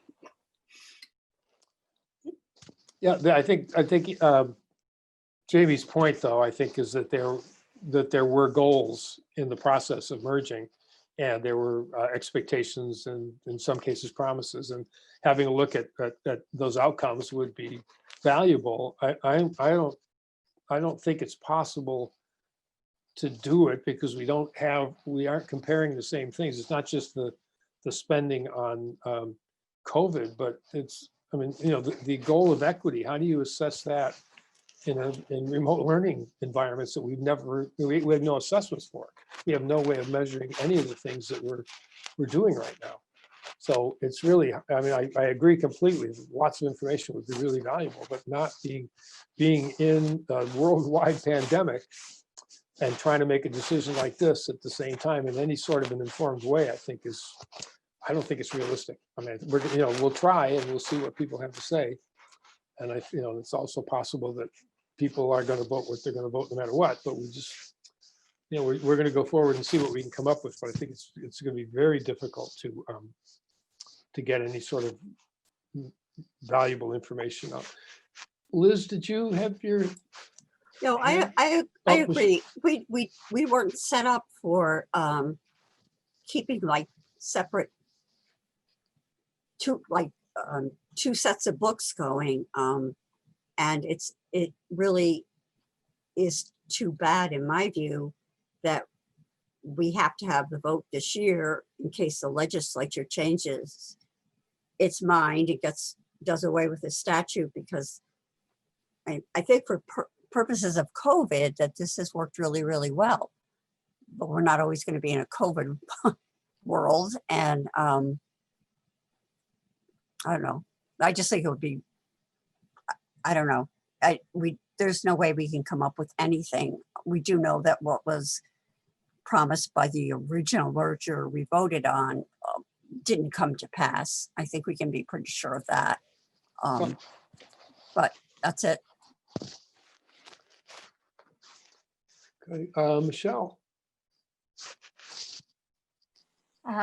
Yeah, so sort of going off of what Jamie just said, and I guess it's really what I was thinking the whole time, is I think that we as the board right now talking, because of the very short period of time that we're looking at and having to have reliable, accurate information to be able to share, thinking about this from the communication council part of it,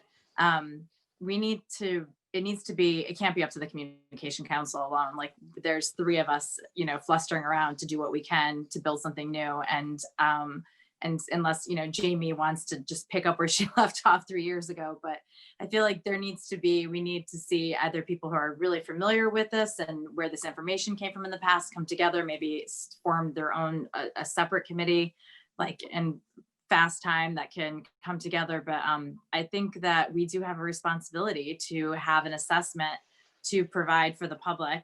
That's so that people can be somewhat informed at least. And I don't know, I wouldn't even know where to begin with that. And I'm afraid to wait and ask that question 2 weeks from now at the Communication Council and come back to the board because we only have 2 months. So I really think we need to have some type of a plan, whether it's a team of board members or just those who are most involved, but something that could come together that we can start seeing by the next meeting. We have a plan to work on information gathering or hiring out to compute and compare and see what actually happened, so that we can distribute information in a timely manner once we even know if it's on the ballot. Yes.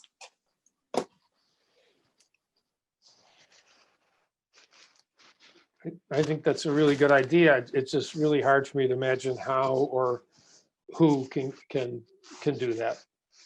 And I'm not sure we're discussing the same thing. This isn't a jump back to questioning about dissolution. This is about a board evaluation. I only had to jump on the $50 million because that will get repeated all over Facebook tomorrow, and it's incorrect information. I agree with Dave. I don't think evaluating us at this juncture is even possible. And I think people evaluate us by voting. Doesn't mean I don't think we shouldn't do it in the future. I just think it will require more thought, and judging us on the COVID situation is not reasonable. That's it. Thank you. Andy? Yeah, I did know that the VSBA has a self-evaluation toolkit that the board might be able to do, and I'm not sure if it would function under executive session conversation, but that could be something that could guide a conversation internally. But it's more of a self-reflection. It's not an external conversation to guide things. Yeah. Ann? Yeah, I just wanted to indicate it customarily is done privately. The VSBA evaluation, I've done it many times now. And I don't recall it being an executive session when we discussed the results of it, but it was not personal. Like, no one would have the discussion that said, oh, Michelle did this, blah, blah, blah. It's the board as a whole, and we evaluate ourselves and each other, really. Does that constitute a form of training? I'm not sure that I think we're kind of wandering off the topic, which is how do we, evaluating the board is important. I'm not sure that what we're talking about is try. I think the problem that we face is how do we get, if someone asks us a question about, well, what, how's this going compared to before? Well, anyway. I think if we can look at the self-evaluation from VSBA, but I don't think that people are going to be looking for our self-evaluation so much as some sort of objective measure of is this good? Is this worth doing? Is this worth keeping? Tim? When I think about evaluating the board, I think about how have we furthered the quality of education, equity in education, providing safe learning environments, creating the best possible teaching environments for the staff, allowing our superintendent to do the best possible job, etc.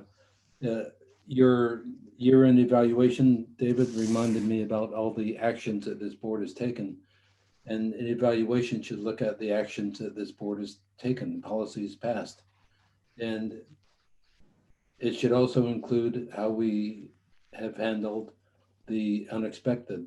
I think how the board has handled COVID should very much be part of the evaluation. So I think that we, keeping in mind the very purpose of the Board of Education and looking at the actions that we've taken, we can do a fair internal evaluation.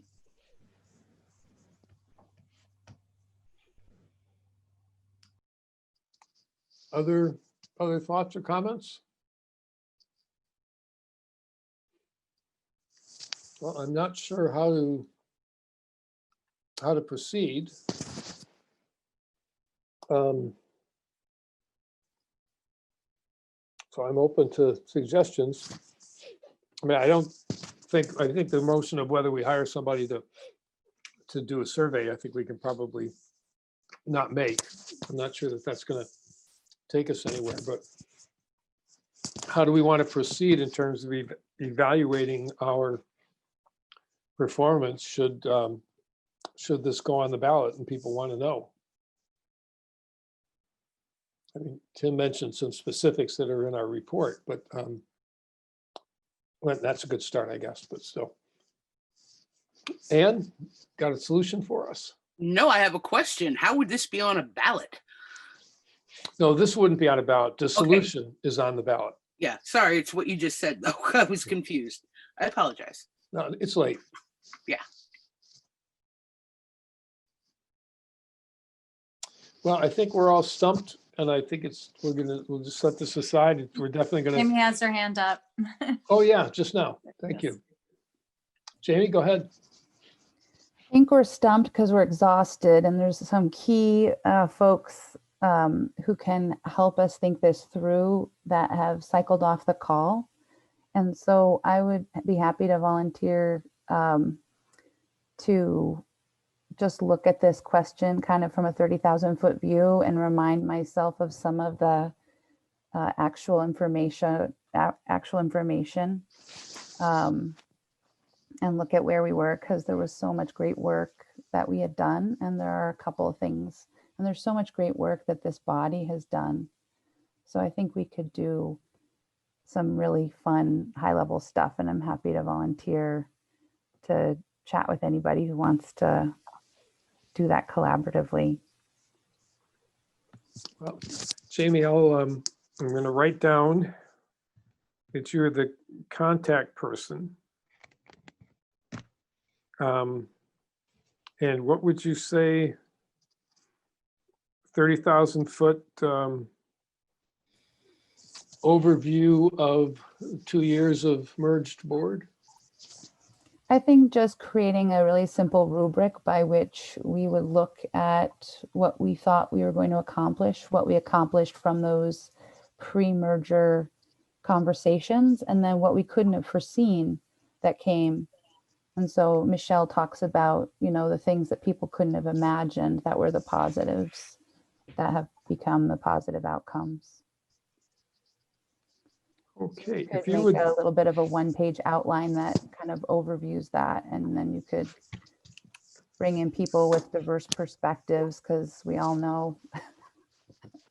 If you would, if this is acceptable to everybody, if you would send me the names of a few people if you know you're thinking of a couple of people, and I have a couple of people in mind as well, and see if we can put together some people to brainstorm with you and see what you come up with. I'm happy to help with that. Great. Flo. I just wanted to say, and this is one of those things I just put in the chat, even though it's not legal in open meeting law. It's not even on. Thank you all. I mean, we're still here at this hour. We're still standing or sitting. You're still thinking. And I just wanted to thank you all for the work you're doing. I mean, regardless of the outcome or merged boards or not merged boards, it's a huge undertaking, and we're here because we believe in public education. So thank you all for your work. And sorry, I couldn't just type that into chat and be quiet. Yeah, because of open meeting law, anything that comes before the meeting has to be open. So, I and the know, chat I is got not. it. I know. Okay, great. Thank you, love. I'm very grateful for those comments. Anything else? We've finished our agenda. Well, we've got to step forward on this, and so we finished all of our business.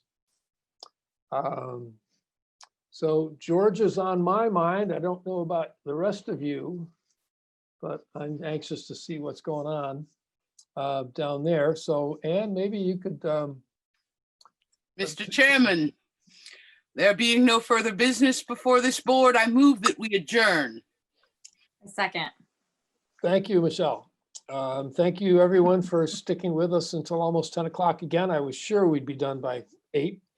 I got that one wrong once again. But again, thank you for the thoughtful, I continue to be astonished at what people are willing to do for the school district. So thank you. All those in favor of adjourning? Aye. Aye. Aye. Any opposed? We're done. Thank you. Good night. Aye.